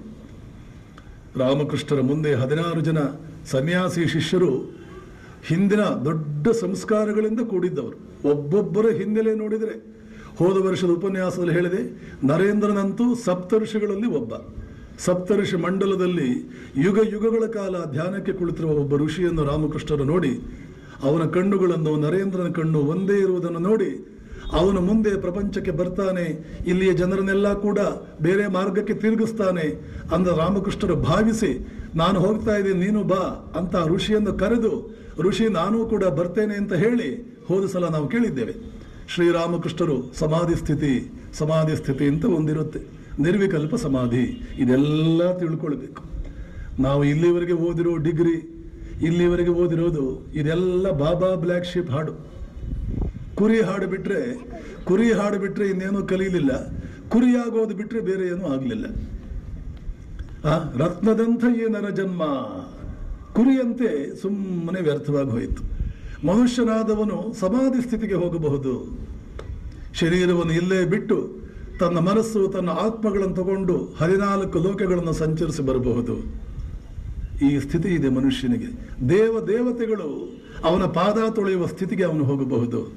ಕೆಲವು ವರ್ಷ ಗಟ್ಟಿಯಾಗಿ ಕಟ್ಟುನಿಟ್ಟಾಗಿ ಗಟ್ಟಿಯಾಗಿ ದೃಢ ಮನಸ್ಸಿನಿಂದ ಧ್ಯಾನವನ್ನು ಮಾಡಿದ್ದಿದ್ರೆ, ನಿರಂತರ ಧ್ಯಾನಾಸಕ್ತನಾಗಿದ್ದಿದ್ರೆ, ಯೋಗ್ಯರಾದ ಗುರುಗಳನ್ನು ಸಂಧಿಸಿ ಅವರಿಂದ ಮಾರ್ಗದರ್ಶನ ಪಡ್ಕೊಂಡು ಸ್ವಲ್ಪ ಆಳವಾಗಿ ಒಳಕ್ಕೆ ಹೋಗೋದನ್ನೇನಾದರೂ ಕಲ್ತಿದ್ದಿದ್ರೆ, ಒಂದು 12-15 ವರ್ಷ ಶ್ರೀರಾಮಕೃಷ್ಣರು ಹೇಳ್ತಾರೆ, 12 ವರ್ಷ ಕಟ್ಟುನಿಟ್ಟಾಗಿ ಆ ಕೆಲಸ ಮಾಡಿದ್ದಿದ್ರೆ ಇವತ್ತು ಯಾವುದೋ ಒಂದು ಪದವಿ ತಗೊಳ್ಳೋದಕ್ಕೆ ಒಂದು 20 ವರ್ಷ, ಅದು ನಿಷ್ಪ್ರಯೋಜಕವಾದ ಒಂದು ಪದವಿ ತಗೊಳ್ಳೋದಕ್ಕೆ, ಏನಕ್ಕೂ ಪ್ರಯೋಜನವಿಲ್ಲದ ಒಂದು ಪದವಿ ತಗೊಳ್ಳೋದಕ್ಕೆ ಒಂದು 20 ವರ್ಷ. ಅದೇ 20 ವರ್ಷ ಭಾರತೀಯ ಸಂಸ್ಕೃತಿ ಯಾವ ಮಾರ್ಗವನ್ನು ತೋರಿಸಿದೆಯೋ ಆ ಮಾರ್ಗದಲ್ಲಿ ಹೋಗಿದ್ದಿದ್ರೆ ಏನೆಲ್ಲ ಆಗಬಹುದಾಗಿತ್ತು ಮನುಷ್ಯ. ರಾಮಕೃಷ್ಣರು ಅದಕ್ಕೆ ಆ ಕಡೆಗೆ ಬೆನ್ನು ತಿರುಗಿಸಿದರು, ಈ ಮಾರ್ಗಕ್ಕೆ ಬಂದರು, ಏನೆಲ್ಲ ಸಾಧ್ಯವಾಯಿತು. ಒಂದು ದಿನ ಧ್ಯಾನಕ್ಕೆ ಕುಳಿತಿದ್ದಾರೆ, ಮನಸ್ಸು ಮೇಲ್ಮುಖವಾಗಿ ಹೋಗ್ತಾ ಇದೆ, ಅದು ಶರೀರದಿಂದ ಆಚೆಗೆ ಹೋಯಿತು. ಮನಸ್ಸು ಮತ್ತು ಆತ್ಮ ಇವೆರಡೂ ಒಟ್ಟೊಟ್ಟಿಗೆ ಶರೀರವನ್ನು ಎಲ್ಲೆಂದರೆ ಅಲ್ಲಿ ಬಿಟ್ಟು ಬೇಕಾದರೆ ಆಚೆಗೆ ಹೋಗುತ್ತೆ. ಆ ಸ್ಥಿತಿ ಯೋಗದಲ್ಲಿ ನಾವು ಮುಂದುವರೆದ್ರೆ ಆ ಸ್ಥಿತಿ ಬರುತ್ತೆ. ಸಾಮಾನ್ಯವಾಗಿ ಅದು ಹೇಗೆ ಬರುತ್ತೆ ಅಂದರೆ, ಬ್ರಹ್ಮರಂಧ್ರ, ಪುಟ್ಟ ಮಕ್ಕಳಿಗೆ ನೋಡಿದ್ರೆ ಇಲ್ಲಿ ಒಂದು ತೆಳುವಾದ ಚರ್ಮ ಇರುತ್ತೆ, ಅದಕ್ಕೆ ಬ್ರಹ್ಮರಂಧ್ರ ಅಂತ ಕರೀತಾರೆ. ಆ ಬ್ರಹ್ಮರಂಧ್ರದ ಮೂಲಕ ಮನಸ್ಸು ಆಚೆಗೆ ಬರುತ್ತೆ. ಮನಸ್ಸು ಅನ್ನುವಂಥದ್ದು ಈ ಆಕಾಶಕ್ಕಿಂತಲೂ ಸೂಕ್ಷ್ಮ. ಯಾವ ಗೋಡೆಯ ಮೂಲಕವೂ ಹೋಗಬಲ್ಲದು, ಯಾವ ಬೆಂಕಿಯ ಆಕಾಶವನ್ನು ಬೆಂಕಿ ಸುಡುತ್ತಾ, ಯಾವ ಗೋಡೆಯ ಮೂಲಕವೂ ಹೋಗಬಲ್ಲದು, ಯಾವ ಬೆಂಕಿಯ ಮೂಲಕವೂ ಹೋಗಬಲ್ಲದು. ಮನಸ್ಸು ಚಲಿಸದೇ ಇರತಕ್ಕಂಥ ಜಾಗವೇ ಈ ಜಗತ್ತಿನಲ್ಲಿ ಯಾವುದೂ ಇಲ್ಲ. ಶ್ರೀರಾಮಕೃಷ್ಣರು ಒಂದು ದಿನ ಧ್ಯಾನಕ್ಕೆ ಕುಳಿತಾಗ ಬ್ರಹ್ಮರಂಧ್ರದ ಮೂಲಕ ಅವರ ಜೀವಾತ್ಮ ಆಚೆಗೆ ಬಂದ. ಜೀವಾತ್ಮ ಅಂದರೆ ಮನಸ್ಸು ಪ್ಲಸ್ ಆತ್ಮ, ಇವೆರಡನ್ನೂ ಸೇರಿ ಜೀವಾತ್ಮ ಅಂತ ಕರಿತೇವೆ. ಹಾಗೆಯೇ ಹೋಯ್ತದು. ಹೇಳ್ತಾರೆ ಅವರು, ಲೋಕಗಳನ್ನು ದಾಟಿಕೊಂಡು ಹೋಯಿತು, ಲೋಕಗಳನ್ನು ದಾಟಿಕೊಂಡು ದೇವಲೋಕಕ್ಕೆ ಹೋಯಿತು. ಮಾನುಷ ಲೋಕ, ನಾವು ಈ ಜಿಯೋಗ್ರಫಿಯಲ್ಲಿ ಓದಬಹುದಾದ ಲೋಕಗಳು, ಇದನ್ನೆಲ್ಲ ಕೆಳಕ್ಕೆ ಬಿಸಾಕಿ ಸೂರ್ಯಮಂಡಲ ಇದೆಲ್ಲ ಲೆಕ್ಕಕ್ಕಿಲ್ಲ, ಸೋಲಾರ್ ಸಿಸ್ಟಮ್ ಇವೆಲ್ಲ ಏನು ಲೆಕ್ಕಕ್ಕಿಲ್ಲದ ಜಾಗಗಳಿವೆಲ್ಲ, ಇದನ್ನೆಲ್ಲ ಕೆಳಕ್ಕೆ ಬಿಸಾಕಿ ಅದು ಮೇಲಕ್ಕೆ ಹೋಯಿತು. ಇವತ್ತೇನಾದರೂ ಸೋಲಾರ್ ಸಿಸ್ಟಮ್ನಲ್ಲಿ ಒಂದು ಪ್ಲಾನೆಟ್ ಅನ್ನೋ ಒಂದು ಸ್ಟಾರ್ ಅನ್ನೋ ಕಂಡು ಹಿಡಿದುಬಿಟ್ರೆ ಪ್ರಪಂಚದಲ್ಲಿ ಬಹಳ ದೊಡ್ಡ ಮನುಷ್ಯ ಆಗಿಬಿಡ್ತಾನೆ ನಮಗೆ. ಆದರೆ ರಾಮಕೃಷ್ಣರ ಮನಸ್ಸು ಎಲ್ಲೆಲ್ಲಿ ಹೋಯಿತು ಅನ್ನೋದು ನಾವು ಮರಿತೀವಿ. ಅದು ಸೋಲಾರ್ ಸಿಸ್ಟಮ್ನಲ್ಲೇ ಉಳಿತಾ ಮನಸ್ಸು, ಬೇರೆ ಇನ್ನೆಲ್ಲಾದರೂ ಹೋಯ್ತಾ? ಇದನ್ನೆಲ್ಲ ಯಾಕೆ ನಮಗೆ ತೊಂದರೆ ಆಗುತ್ತೆ ಇಲ್ಲಿ ಅಂತಂದರೆ, we don't believe in all these things. We have our own problems in lending credence to all such thoughts. We never believe because somehow there is that psychological barrier. ಇದನ್ನೇ ಒಬ್ಬ ಪಾಶ್ಚಿಮಾತ್ಯ ಹೇಳಿಬಿಟ್ರೆ readily we offer our acceptance. What an awful condition India is through. What a pitiable condition we are confined, we are tied up to. ಇದನ್ನೆಲ್ಲ ಯೋಚನೆ ಮಾಡಬೇಕು. ಎಲ್ಲೋ ಹೋಯಿತು, ಲೋಕಗಳಿಗೆ ಹೋಯಿತು ಶ್ರೀರಾಮಕೃಷ್ಣರ ಮನಸ್ಸು. ಹೇಳ್ತಾರವರು, ಸಾಕಾರ ದೇವತೆಗಳು ಇರತಕ್ಕಂತಹ ಜಾಗವನ್ನು ಮೀರಿ ಮುಂದಕ್ಕೆ ಹೋಯಿತು. ಸಾಕಾರ ದೇವತೆಗಳು ಅಂದರೆ ಶರೀರವನ್ನು ಧರಿಸಿರ್ತಕ್ಕಂಥ, ಅದು ಬೇರೆ ಶರೀರ, ಅದು ಆಸ್ಟ್ರಲ್ ಬಾಡಿ, ಹೊಳೆಯುವ ಶರೀರ, ಚೆನ್ನಾಗಿ ಹೊಳೆಯುವಂಥ ಶೈನಿಂಗ್ ಬಾಡಿ, ಆಸ್ಟ್ರಲ್ ಬಾಡಿ ಅಂತ ಕರೀತಾರೆ. ಅದೆಲ್ಲ ಯೋಗದಲ್ಲಿ ಬರುತ್ತೆ. ಉಪನಿಷತ್ತುಗಳನ್ನು ಓದಿದರೆ ದೇವತೆಗಳ ಶರೀರ ಹೇಗಿರುತ್ತೆ ಇದೆಲ್ಲ ಸ್ಪಷ್ಟವಾಗಿ ನೋಡ್ತಾರೆ. ಅಗ್ನಿ ಹೇಗಿರ್ತಾನೆ, ವಾಯು ಹೇಗಿದ್ದಾನೆ, ಇದೆಲ್ಲವೂ ಕೂಡ ವರ್ಣನೆ ವೇದಗಳಲ್ಲಿದೆ. ವೆರಿಫೈ ಮಾಡಬಹುದು. ನಿಮಗೆ ಸಾಧ್ಯವಾಗೋದಾದರೆ ನಿಜಕ್ಕೂ ಇದು ನಿಜನಾ, ಇದು ಸತ್ಯವಾ ಅಂತ ಬೇಕಾದ್ರೆ ವೆರಿಫೈ ಮಾಡ್ಬೋದು. ವೆರಿಫೈ ಮಾಡದೇನೆ ಆಧುನಿಕ ಕಾಲದ ಬುದ್ಧಿಜೀವಿಗಳಂತೆ you should not jump into conclusions, thereby show a tremendous display for your ignorance. First verify. If your verification fails to give any such result, then come to a conclusion. Like a true scientist, you can come to a conclusion, but not till then. That amounts to total ignorance, total prejudice on your part. ಸಶರೀರವಾಗಿರ್ತಕ್ಕಂಥ ದೇವತೆಗಳ ಲೋಕ ದಾಟಿಕೊಂಡು ಮೇಲಕ್ಕೆ ಹೋಯಿತು. ಅಲ್ಲಿ ನಿರಾಕಾರ ದೇವತೆಗಳು, ಆಕಾರವಿಲ್ಲದ ಜ್ಯೋತಿರ್ಮಂಡಲಗಳ ಹಾಗೆ ಇರತಕ್ಕಂಥವ್ರು. ಸ್ವಯಂ ವಿವೇಕಾನಂದರು ಇದರ ಮೇಲ್ಪಟ್ಟವರು. ಆದ್ದರಿಂದ ವಿವೇಕಾನಂದರು ಒಂದು ದಿನ ಹಾಸಿಗೆಯಲ್ಲಿ ಮಲಗಿರ್ತಾರೆ. ಅಮೆರಿಕದಿಂದ ವಾಪಸ್ ಬಂದ ಮೇಲೆ 16 ಜನ ಸನ್ಯಾಸಿ ಶಿಷ್ಯರಲ್ಲಿ ಒಬ್ಬ ಶಿಷ್ಯ ರಾತ್ರಿ ಎದ್ದು ಅವರ ಕೋಣೆಯ ಬಾಗಿಲು ಮೆತ್ತಗೆ ತಳ್ಳುತ್ತಾನೆ. ತಳ್ಳಿದ್ರೆ ಹಾಸಿಗೆ ಮೇಲೆ ಯಾವ ವ್ಯಕ್ತಿಯೂ ಮಲಗಿಲ್ಲ. ವಿವೇಕಾನಂದರ ಶರೀರದ ಆಕೃತಿ ಹೇಗಿದೆಯೋ ಅದೇ ಆಕೃತಿಯ ಒಂದು ಜ್ಯೋತಿ ಮಲಗಿರುತ್ತೆ. ಅದೇ ಆಕೃತಿಯ ಒಂದು ಜ್ಯೋತಿ, ಅಲ್ಲಿ ಮಾಂಸಲ ಶರೀರವಿಲ್ಲ, ತಲೆ ಇಲ್ಲ, ಏನೂ ಕಾಣ್ತಿಲ್ಲ. ಅದೇ ಆಕೃತಿಯ ಒಂದು ಜ್ಯೋತಿ ಮಲಗಿರುತ್ತೆ. ಸ್ವಲ್ಪವೂ ಡಿಸ್ಟರ್ಬ್ ಮಾಡದೆ ಬಾಗಿಲನ್ನು ಹಾಗೆ ಹಾಕ್ಕೊಂಡು ಆ ಸನ್ಯಾಸಿ ಆಚೆಗೆ ಬರ್ತಾರೆ. ರಾಮಕೃಷ್ಣರು ನರೇಂದ್ರ ಯಾರು ಅಂತ 16 ಸಲ ಹೇಳಿದ್ರು. ಇವರು ಕೂಡ ಬೇರೆ ಸನ್ಯಾಸಿ ಶಿಷ್ಯರು ಕೂಡ ಹಲವಾರು ಸಂದರ್ಭಗಳಲ್ಲಿ ಕಂಡಿದ್ರು. ಆವಾಗ ವಿವೇಕಾನಂದರು ಮಾಯೆಯ ಪರೆಯ ಒಳಗಡೆ ಅವರನ್ನು ಎಷ್ಟೇ ಬಂಧಿಸಿಟ್ಕೊಳ್ಬೇಕು ಅಂತಿದ್ರೂ ಕೂಡ ಒಳಗಿನ ಸಂಸ್ಕಾರಗಳು ಜಾಸ್ತಿ ಆದಾಗ ಈ ರೀತಿ ದೈವಾಂಶ ಸಂಭೂತರು ಕೆಲವು ಸಲ ತಮ್ಮನ್ನು ತಾವೇ ಹಿಡಿದಿಟ್ಕೊಳ್ಳೋಕ್ಕಾಗದೆ ತಮ್ಮ ನಿಜತ್ವವನ್ನು ಪ್ರಕಟ ಮಾಡಿಬಿಡ್ತಾರೆ. ಅವರು ತಮ್ಮ ಶಕ್ತಿ ಮೀರಿ ಆ ನಿಜತ್ವ ಅನ್ನುವಂಥದ್ದು ಆಚೆಗೆ ಬಂದ್ಬಿಡುತ್ತೆ. ಹೀಗೆ ರಾಮಕೃಷ್ಣರ ಆ ಜೀವ, ಅವರ ಆತ್ಮ ಮೇಲೆ ಹೋಗ್ತಾ ಇದೆ. ಇನ್ನೂ ಮೇಲಕ್ಕೆ ಹೋಯಿತು. ಅಖಂಡ ಸಚ್ಚಿದಾನಂದ ಲೋಕ. ಅದು ಅಖಂಡ ಸಚ್ಚಿದಾನಂದ ಲೋಕ ಎಂಥದ್ದು ಅಂತಂದ್ರೆ ಹೇಳ್ತಾರವರು, ದೇವತೆಗಳಿಗೆಲ್ಲ ಆ ಲೋಕದ ಕಡೆಗೆ, ಆ ಲೋಕದ ಒಳಗಡೆ ಪ್ರವೇಶ ಮಾಡೋದಿರಲಿ, ಅದರ ಕಡೆಗೆ ಕಣ್ಣೆತ್ತಿ ನೋಡೋದಕ್ಕೂ ಧೈರ್ಯವಿಲ್ಲ. ಅಖಂಡ ಸಚ್ಚಿದಾನಂದ ಲೋಕ ಅಂತ ಒಂದಿದೆ. ಆ ಲೋಕ ಹೇಗಿದೆ ಅಂದರೆ ದೇವತೆಗಳಿಗೆ ಅದರ ಒಳಗಡೆಗೆ ಪ್ರವೇಶ ಮಾಡೋ ದೂರ ಉಳಿಯಿತು, ಕಣ್ಣೆತ್ತಿ ಆ ಕಡೆ ನೋಡೋದಕ್ಕೂ ಧೈರ್ಯವಿಲ್ಲ. ಅಂಥ ಒಂದು ಲೋಕ. ಅಲ್ಲಿ ನನ್ನ ಮನಸ್ಸು ಹಾಗೆಯೇ ಸಂಚರಿಸ್ತಾ ಇದ್ದಾಗ 7 ಜನ ಋಷಿಗಳು ಅದ್ಭುತವಾದಂತಹ ಧ್ಯಾನದಲ್ಲಿ ಹಲವಾರು ಕಲ್ಪಗಳಿಂದ ಅಲ್ಲಿ ನೆಲೆಸಿದ್ದಾರೇನೋ, ಸಮಾಧಿ ಸ್ಥಿತಿಯಲ್ಲಿ ನೆಲೆಸಿದ್ದಾರೇನೋ ಅನ್ನುವ ಹಾಗೆ ಕೂತಿದ್ದಂಥ 7 ಜನ ಋಷಿಗಳನ್ನು ಕಂಡೆ. ಒಬ್ಬೊಬ್ಬರನ್ನು ನೋಡಿ ಆಶ್ಚರ್ಯಚಕಿತನಾದೆ. ಆ ತ್ಯಾಗ, ಆ ವೈರಾಗ್ಯ, ಆ ಆಧ್ಯಾತ್ಮಿಕ ಸಂಪತ್ತು, ಆ ಶಕ್ತಿ ನಾನು ಮೂಕ ವಿಸ್ಮಯನಾಗಿ ನೋಡ್ತಾ ಇದ್ದಾಗ, ಒಬ್ಬ ಋಷಿಯ ಹತ್ರ ಬಂದಾಗ ಒಂದು ಪುಟ್ಟ ಮಗು ಆ ಋಷಿಯ ಹತ್ರ ಬಂದು ತನ್ನ ಕೋಮಲವಾದ ಕೈಗಳಿಂದ ಹಿಂದ್ಗಡೆಯಿಂದ ಅದರ ಕೊರಳನ್ನು ಬಳಸಿ ಅದನ್ನು ಧ್ಯಾನದಿಂದ ಎಬ್ಬಿಸೋದಕ್ಕೆ ಪ್ರಯತ್ನ ಮಾಡಿತು. ಮುದ್ದಾದ ಮಗು. ಆ ಋಷಿ ಯಾವಾಗ ಕೊರಳನ್ನು ಬಳಸಿ ಧ್ಯಾನದಿಂದ ಎಬ್ಬಿಸೋದಕ್ಕೆ ಆ ಮಗು ಪ್ರಯತ್ನ ಮಾಡ್ತಿತ್ತು, ಸ್ವಲ್ಪ ಎಚ್ಚರಗೊಂಡು ಕಣ್ಣು ರೆಪ್ಪೆಗಳನ್ನು ಸ್ವಲ್ಪ ಅಗಲಿಸಿ ಆ ಮಗುವಿನ ಕಡೆಗೆ ನೋಡಿದ. ಯಾಕೆ ಅಂದರೆ ತಾನು ಧ್ಯಾನ ಮಾಡ್ತಾ ಇದ್ದಂತಹ ಇಷ್ಟದೇವತೆಯೇ ಆ ಮಗುವಿನ ರೂಪದಲ್ಲಿ ಬಂದಿದೆ. ಬಹಳ ಸಂತೋಷಿತನಾಗಿ ಆ ಮಗುವಿನ ಕಡೆಗೆ ನೋಡಿದ. ಆ ಮಗು ಈ ಋಷಿಯ ಗಮನವನ್ನು ತನ್ನ ಕಡೆಗೆ ಎಳಿತಾ ಹೇಳುತ್ತೆ, ನಾನು ಹೋಗ್ತಾ ಇದ್ದೀನಿ, ನೀನು ಬಾ. ನೀನು ಬರ್ತೀಯ ತಾನೇ? ನಾನು ಹೋಗ್ತಾ ಇದ್ದೀನಿ, ನೀನು ಬಾ.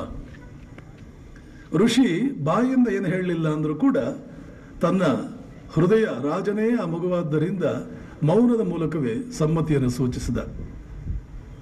ನರೇಂದ್ರನನ್ನು ನೋಡಿದ ತಕ್ಷಣ ನಾನು ಕಂಡು ಹಿಡಿದುಬಿಟ್ಟೆ, ನರೇಂದ್ರನೇ ಆ ಋಷಿ. ಶ್ರೀರಾಮಕೃಷ್ಣರು ಹೇಳ್ತಾರೆ, ಅವನನ್ನು ನೋಡಿದ ತಕ್ಷಣವೇ ಕಂಡು ಹಿಡಿದೆ, ಅವರ ಕಣ್ಣು ನೋಡಿದ ತಕ್ಷಣವೇ ಕಂಡು ಹಿಡಿದೆ, ನರೇಂದ್ರನೇ ಆ ಋಷಿ.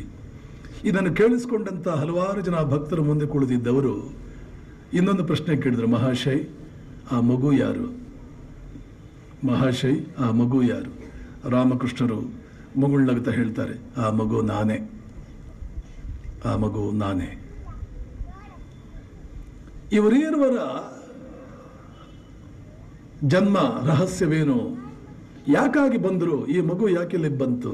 ಆ ಋಷಿ ಯಾಕೆ ಬಂದ? ಶ್ರೀರಾಮಕೃಷ್ಣ ಜೀವನವನ್ನು ನೀವು ಓದಬೇಕು. ಯುಗಾವತಾರ ಶ್ರೀರಾಮಕೃಷ್ಣ, ಶ್ರೀರಾಮಕೃಷ್ಣ ಲೀಲಾ ಪ್ರಸಂಗ, ಇಂಗ್ಲಿಷ್ನಲ್ಲಿ the great master, Sri Ramakrishna the great master ಇತ್ಯಾದಿ ಪುಸ್ತಕಗಳನ್ನೆಲ್ಲ ಓದಬೇಕು. ಸದ್ಗ್ರಂಥಗಳ ಅಧ್ಯಯನ ಆಧ್ಯಾತ್ಮಿಕ ಜೀವನ ಅಲ್ಲ, ಯಾವುದೇ ಜೀವನ, ಮನುಷ್ಯ ಜೀವನ ನಡೆಸಬೇಕು, ಮನುಷ್ಯ ಜೀವನವನ್ನು ಗಂಭೀರವಾಗಿ ನಡೆಸಬೇಕು ಅಂತ ಆಸೆ ಇರತಕ್ಕಂಥ ಜನ ಇಂಥ ಗ್ರಂಥಗಳನ್ನು ಅಧ್ಯಯನ ಮಾಡಬೇಕು. ಇಲ್ಲಿ ಏನೇನೋ ಪ್ರೇರಣೆಗಳಿವೆ, ಇಲ್ಲಿ ಏನೇನೋ ಪ್ರಚೋದನೆಗಳಿವೆ. ದೇ ಲಿವ್ಡ್ ವಿತ್ ಗಾಡ್ ಅಂತ ಇಂಗ್ಲಿಷಲ್ಲಿ ಪುಸ್ತಕ ಇದೆ. ದೇವರೊಡನೆ ಬಾಳಿದವರು ಕನ್ನಡಕ್ಕೆ ಬಂದಿದೆ. God lived with them, god lived with them, they lived with god. ಇಂತಹ ಪುಸ್ತಕಗಳೆಲ್ಲ ಇವೆ.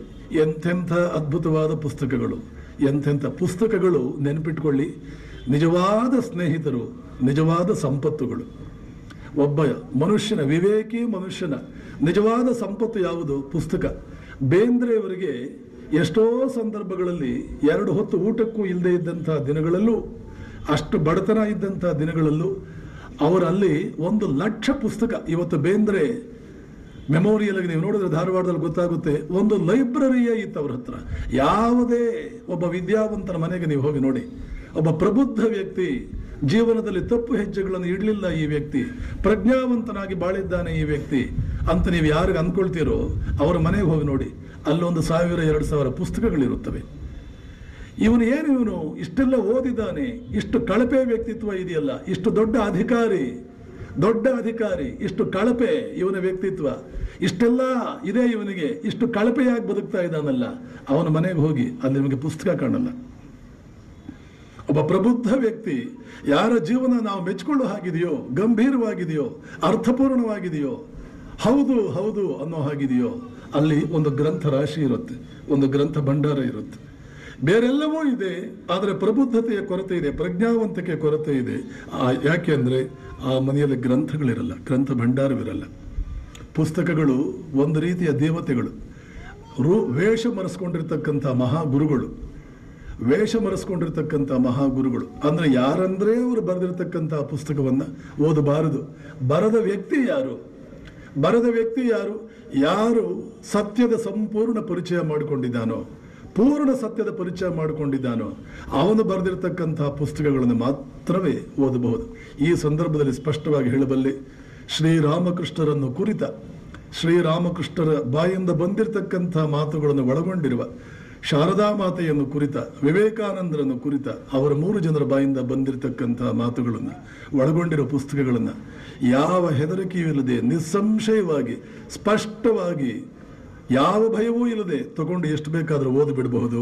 ಏಕೆಂದರೆ ಕಾರಣ ಇಷ್ಟೇ, ಎಲ್ಲಿಯೂ ಕೂಡ ಅಲ್ಲಿ ಒಂದು ನೆಗೆಟಿವ್ ಥಾಟ್, ಯಾವುದೇ ರೀತಿಯಲ್ಲಿ ನಮಗೆ ಒಂದು ನೆಗೆಟಿವ್ ಪ್ರಚೋದನೆಯನ್ನು ಕೊಡುವ ಒಂದು ವಾಕ್ಯವೂ ಕೂಡ ಅಲ್ಲಿ ನಮಗೆ ಕಾಣುವುದಿಲ್ಲ. ರವೀಂದ್ರನಾಥ ಟ್ಯಾಗೋರ್, ರೊಮೈ ರೋಲಾ ಅನ್ನುವಂಥ ಫ್ರಾನ್ಸ್ ದೇಶದ ನೋಬೆಲ್ ಪ್ರಶಸ್ತಿ ವಿಜೇತರು, ಇವರಿಬ್ಬರು ನೋಬೆಲ್ ಪ್ರಶಸ್ತಿ ವಿಜೇತರು. ನೋಬೆಲ್ ಪ್ರಶಸ್ತಿ ವಿಜೇತರಾದ ಟ್ಯಾಗೋರ್ ರೊಮೈ ರೋಲಾಗೆ ಹೇಳಿದ್ದು, if you want to know India, study Vivekananda, because everything is positive in him and nothing negative.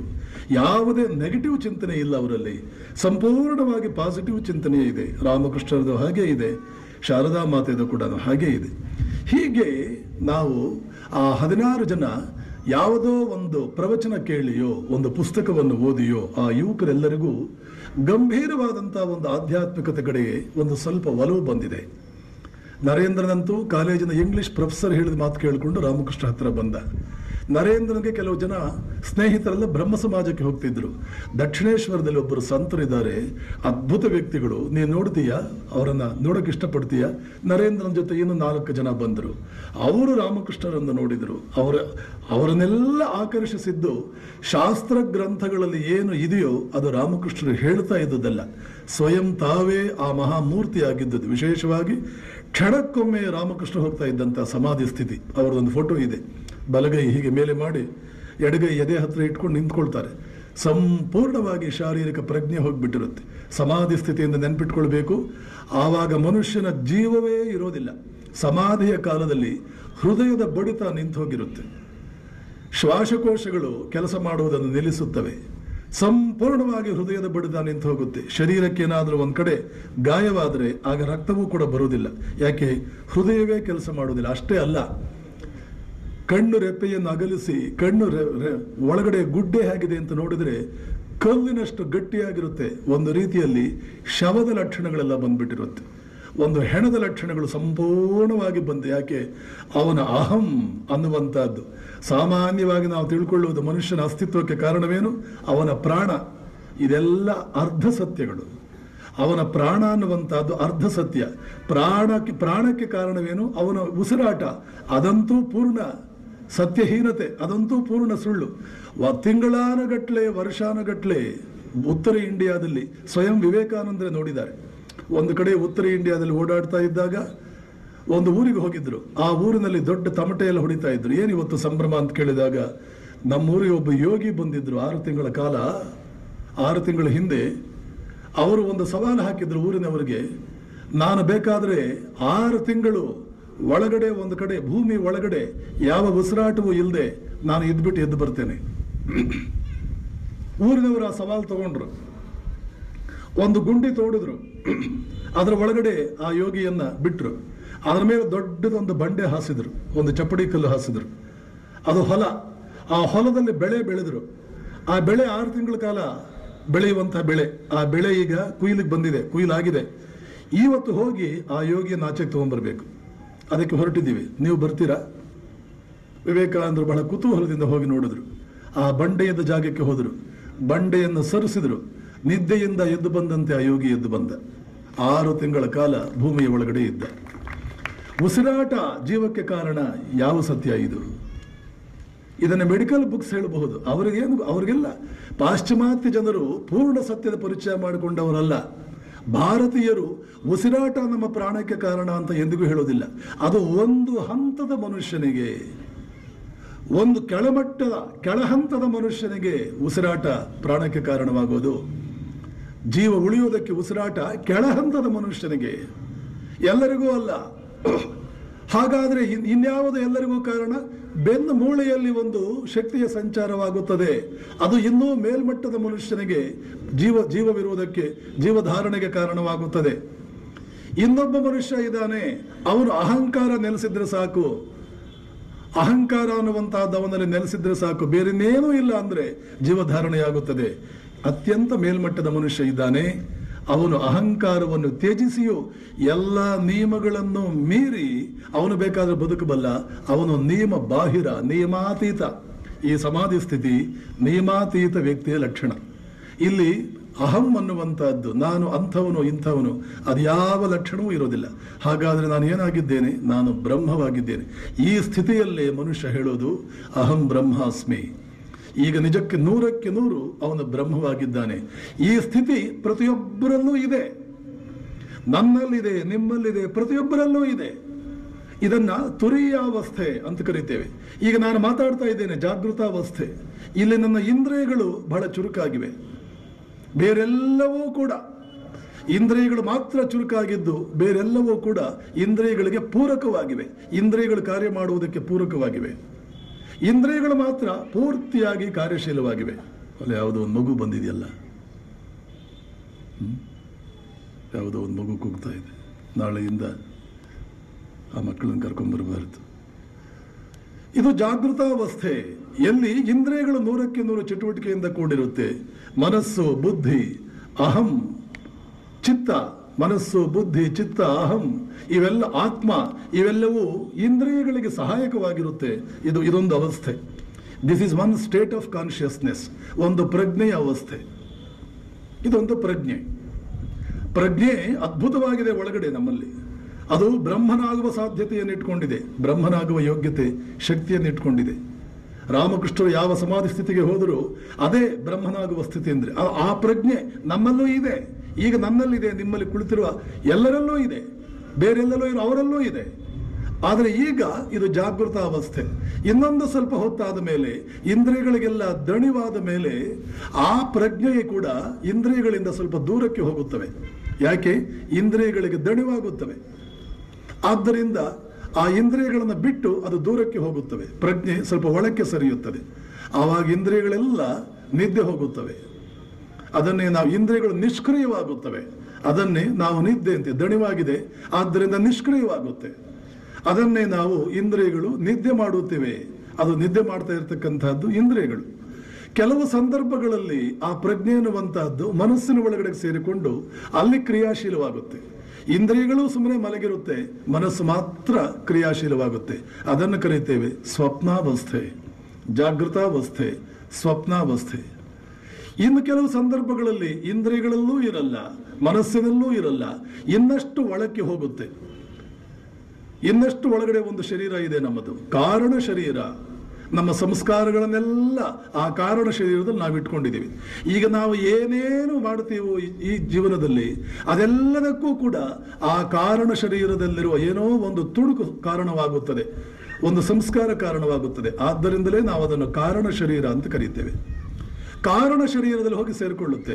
ಆವಾಗ ಕಾರಣ ಶರೀರದಲ್ಲಿ ಪ್ರಜ್ಞೆ ಸೇರಿಕೊಂಡಿರುವುದರಿಂದ ಕಾರಣಗಳು ಎಚ್ಚೆತ್ತಿರುತ್ತವೆ, ಪರಿಣಾಮಗಳೆಲ್ಲವೂ ಮಲಗಿರುತ್ತವೆ.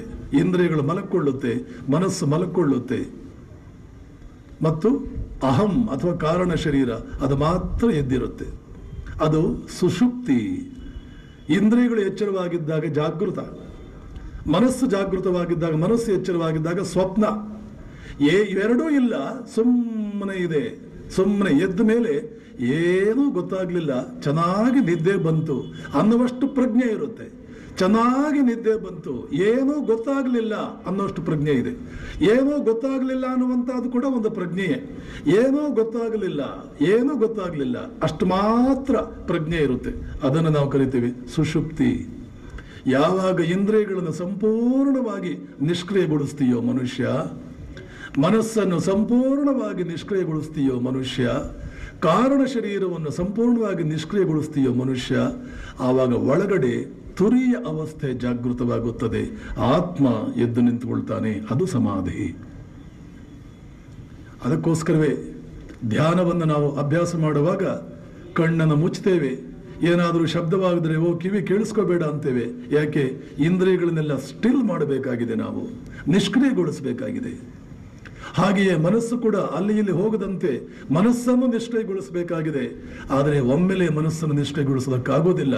ಯಾವುದಾದರೂ ಒಂದು ವಸ್ತುವಿನ ಮೇಲೆ ನಿಂತು ಆ ವಸ್ತುವನ್ನು ಬಿಟ್ಟು ಬೇರೆಲ್ಲ ವಸ್ತುಗಳ ವಿಷಯದಲ್ಲೂ ನಿಷ್ಕ್ರಿಯವಾಗಿಸಬೇಕಾಗುತ್ತೆ. ಅದಕ್ಕೆ ನಾವು ಅದನ್ನು ಧ್ಯಾನ ಅಂತ ಕರಿತೇವೆ. ಯೋಗದ ಮೊದಲ ಸೂತ್ರದಲ್ಲೇ ಪತಂಜಲಿ ಹೇಳ್ತಾನೆ, ಮನಸ್ಸನ್ನು ನಿಷ್ಕ್ರಿಯಗೊಳಿಸು. ಯೋಗ ಚಿತ್ತವೃತ್ತಿ ನಿರೋಧ. ಚಿತ್ತವೃತ್ತಿ, ಮನಸ್ಸಿನಲ್ಲಿ ಏಳುವ ಅಲೆಗಳನ್ನು ನಿಲ್ಲಿಸು, ಅದೇ ಯೋಗ. ಇಂದ್ರಿಯಗಳು ನಿಲ್ಲಬೇಕು, ಮನಸ್ಸಿನಲ್ಲಿ ಏಳುವ ಅಲೆಗಳು ನಿಲ್ಲಬೇಕು. ಮನಸ್ಸನ್ನು ಏಳುವ ಅಲೆಗಳನ್ನು ನಿಲ್ಲಿಸುವುದು ಅಷ್ಟು ಸುಲಭವಲ್ಲ. ಮನಸ್ಸನ್ನು ಎಷ್ಟು ಕಷ್ಟ, ಮನಸ್ಸನ್ನು ನಿಲ್ಲಿಸುವುದು ಎಷ್ಟು ಕಷ್ಟ. ಮನಸ್ಸನ್ನು ಗೆಲ್ಲುವುದು. ಶಂಕರಾಚಾರ್ಯರು ಈ ಪ್ರಶ್ನೆ ಕೇಳ್ತಾರೆ, ಜಿತಂ ಜಗತ್ ಕೇನ, ನಿನ್ನ ಜಗತ್ತನ್ನು ಗೆದ್ದವನು ಯಾರು? ಮನೋಹಿಯೇನ, ಮನಸ್ಸನ್ನು ಯಾರು ಗೆದ್ದರು ಅವನು ಜಗತ್ತನ್ನು ಗೆದ್ದ. ಹೊರಗೆ ಇಂದ್ರಿಯಗಳಿಗೆ ಕಾಣುವ ವಸ್ತುಗಳನ್ನು ನಾವು ಗೆಲ್ಲುವುದು ಸುಲಭ. ಚಕ್ರಾಧಿಪತಿಯಾಗೋದೇ ಈ ಇಂದ್ರಿಯಗಳಿಗೆ ಕಾಣುವ ವಸ್ತುಗಳನ್ನು, ಜಗತ್ತಿನಲ್ಲಿರುವ ವಸ್ತುಗಳನ್ನು ಗೆಲ್ಲುವುದು. ಚಕ್ರಾಧಿಪತಿಯಾಗೋದು, ಚಕ್ರವರ್ತಿಯಾಗೋದು ಬಹಳ ಸುಲಭ. ಕಾಣದೇ ಇರುವ ಈ ಪ್ರಪಂಚದ 100 ಪಟ್ಟು ದೊಡ್ಡ ಪ್ರಪಂಚ, ಒಂದು ವಸ್ತುವು ಆ ಪ್ರಪಂಚದ ಸಂಬಂಧಪಟ್ಟಿದ್ದು ನಮಗೆ ಕಾಣಲ್ಲ. ಆ ಪ್ರಪಂಚ ಮನಸ್ಸಿನ ಒಳಗಡೆ ಇದೆ. ಅದನ್ನು ಹೇಗೆ ಗೆಲ್ಲೋದು? ಅದಕ್ಕೋಸ್ಕರವೇ ಇನ್ನಿಲ್ಲದ ಡಿಸಿಪ್ಲಿನ್, ಇನ್ನಿಲ್ಲದ ಶಿಸ್ತಿಗೆ ಅದನ್ನು ಒಳಪಡಿಸಬೇಕಾಗುತ್ತೆ. ಆ ಶಿಸ್ತನ್ನೇ ನಾವು ಅಷ್ಟಾಂಗ ಯೋಗ, ಯಮ, ನಿಯಮ, ಆಸನ, ಪ್ರಾಣಾಯಾಮ, ಪ್ರತ್ಯಾಹಾರ, ಧಾರಣ, ಧ್ಯಾನ 7 ಹಂತಗಳಲ್ಲಿ ನಾವು ಗೆದ್ದ ಮೇಲೆ ಆ ಮನಸ್ಸನ್ನು ಸಂಪೂರ್ಣವಾಗಿ ನಮ್ಮ ಹತೋಟಿಯಲ್ಲಿ ಇಟ್ಟುಕೊಳ್ಳುವಂತಹ ಸಂದರ್ಭ ಬರುತ್ತೆ. 8ನೇ ಹಂತ ಅದೇ ಸಮಾಧಿ. 7 ಹಂತಗಳನ್ನು ದಾಟಬೇಕಾಗುತ್ತೆ. ಯಮಾನಿಯಮಗಳನ್ನು ದಾಟುವುದೇ ಕಷ್ಟ. ಆಸನ ಏನು ಬಿಡಿ, ಸುಖಾಸನ. ಪ್ರಾಣಾಯಾಮ ಅದೇನು ಮಾಡಿಕೊಂಡ್ಬಿಡ್ಬೋದು. ಯಮನಿಯಮಗಳನ್ನು ಪಾಲನೆ ಮಾಡುವುದೇ ಕಷ್ಟ. ಪ್ರತ್ಯಾಹಾರ, ಓಡಿ ಹೋಗ್ತಾ ಇರ್ತಕ್ಕಂಥ ಮನಸ್ಸನ್ನು ಮತ್ತೆ ತಂದು ನಿಲ್ಲಿಸೋದು, ಧ್ಯೇಯ ವಸ್ತುವನ್ನು ತಂದು ನಿಲ್ಲಿಸೋದು, ಇದು ಪ್ರತ್ಯಾಹಾರ. ಧಾರಣ, ಅದರ ಮೇಲೆ ಇಡೋದು. ಧ್ಯಾನ, ಅದಲ್ಲೇ ನಿಂತುಕೊಳ್ಳುವಂತೆ ಮಾಡೋದು, ಅಲ್ಲಿ ಇಲ್ಲಿ ಹೋಗದಂತೆ ಅಲ್ಲೇ ನಿಂತುಕೊಳ್ಳುವಂತೆ ಮಾಡೋದು. ಮಾಡ್ತಾ ಯಾವ ವಸ್ತುವಿನ ಮೇಲೆ ಮನಸ್ಸು ನಿಂತಿದೆಯೋ ಅದು ಮಾತ್ರ ನೆನಪಿನಲ್ಲಿ ಇಟ್ಕೊಂಡು ಬೇರೆ ನನ್ನನ್ನೂ ಸೇರಿಸಿ ಧ್ಯಾನ ಮಾಡ್ತಾ ಇರೋ ನಾನು ಧ್ಯೇಯ ಧ್ಯಾನ. ಯಾವಾಗ ಧ್ಯೇಯದಲ್ಲಿ ಧ್ಯಾತೃ ಮುಳುಗಿ ಬಿಡ್ತಾನೆ, ಧ್ಯೇಯದಲ್ಲಿ ಧ್ಯಾತೃ ಮುಳುಗೋದು ಒಂದು ಧ್ಯಾನ. ಧ್ಯಾತೃವಿನಲ್ಲಿ ಧ್ಯೇಯ ಮುಳುಗೋದು ಇನ್ನೊಂದು ಧ್ಯಾನ. ಧ್ಯೇಯ ವಸ್ತುವಿನಲ್ಲಿ ಧ್ಯಾತೃ ಮುಳುಗಿಬಿಟ್ಟ, ಆವಾಗ ಧ್ಯಾನ. ಸಂಪೂರ್ಣವಾಗಿ ತನ್ನ ಅಸ್ತಿತ್ವವನ್ನೇ ಮರೆತು ಬಿಟ್ಟ, ಅದು ಸಮಾಧಿ. ಅಸ್ತಿತ್ವವನ್ನೇ ಮರೆತು ಬಿಟ್ಟ, ಅದು ಸಮಾಧಿ. ಈ ಸ್ಥಿತಿಗೆ ಪ್ರತಿಯೊಬ್ಬರು ನಾವು ಹೋಗಬಹುದು. ತುರಿಯಾವಸ್ಥೆ, ಇದನ್ನು ತುರಿಯ. ಇಲ್ಲಿ ಉಸಿರಾಡುವುದು ಯಾವ ನಿಯಮಗಳೂ ಇಲ್ಲ. ಉಸಿರಾಡುವುದರಿಂದ ಮನುಷ್ಯ ಬದುಕ್ತಾನೆ. ಪ್ರಾಣ ಉಸಿರಿನಲ್ಲಿದೆ, ಆಹಾರದಲ್ಲಿದೆ, ನೀರಿನಲ್ಲಿದೆ, ಇದೇನೂ ಇಲ್ಲ. ಈ ಸಮಾಧಿ ಸ್ಥಿತಿಯಲ್ಲಿ ಶ್ರೀರಾಮಕೃಷ್ಣರು ಒಂದು ಸಲ 6 ತಿಂಗಳಿದ್ದರು. 6 ತಿಂಗಳು ಹೃದಯದ ಬಡಿತ ಇಲ್ಲ, 6 ತಿಂಗಳು ಶ್ವಾಸಕೋಶಗಳ ಕೆಲಸ ಇಲ್ಲ, ಉಸಿರಾಟವಿಲ್ಲ. 6 ತಿಂಗಳು ಬಿದ್ದುಕೊಂಡಿದ್ರು. ಕಲ್ಲಿನ ಮೂರ್ತಿ ಒಂದು ಕಡೆ ಮಾಡಿಟ್ರೆ ಹೇಗಿರುತ್ತೋ ಹಾಗಿದ್ರು. ಹೇಳ್ತಾರೆ ಅವ್ರಿಗೆ ಉದ್ದನೆಯ ಕೂದಲಿತ್ತು, ದಟ್ಟವಾದ ಕೂದಲಿತ್ತು ಆ ಕಾಲದಲ್ಲಿ. ಒಂದು ಪುಟ್ಟ ಹಕ್ಕಿ ಆ ಕೂದಲಿನಲ್ಲಿ ಗೂಡು ಮಾಡಿ ಮರಿ ಇಟ್ಟಿತ್ತು. ಕಲ್ಲು ಕೂತಂಗೆ ಕುಳಿತಿದ್ರು ಶ್ರೀರಾಮಕೃಷ್ಣರು. ಅವರ ಜೀವನದಲ್ಲಿ ಆಗದೇ ಇರೋ ಘಟನೆಯೇ ಇಲ್ಲ. ಆಧ್ಯಾತ್ಮಿಕ ಪ್ರಪಂಚಕ್ಕೆ ಸಂಬಂಧಪಟ್ಟಂತಹದ್ದು ಇಂಥ ಘಟನೆ ನಡೆದಿಲ್ಲ, ಅದು ಇಲ್ಲವೇ ಇಲ್ಲ. ಯಾರೋ ಕಷ್ಟಪಟ್ಟು ಕೆಲವು ಸಲ ಕೋಲಿನಿಂದ ಬಾರಿಸಿ ಅವರನ್ನ ಬಾಹ್ಯ ಪ್ರಪಂಚಕ್ಕೆ ಎಳೆದು ತರಬೇಕಾಗ್ತಿತ್ತು.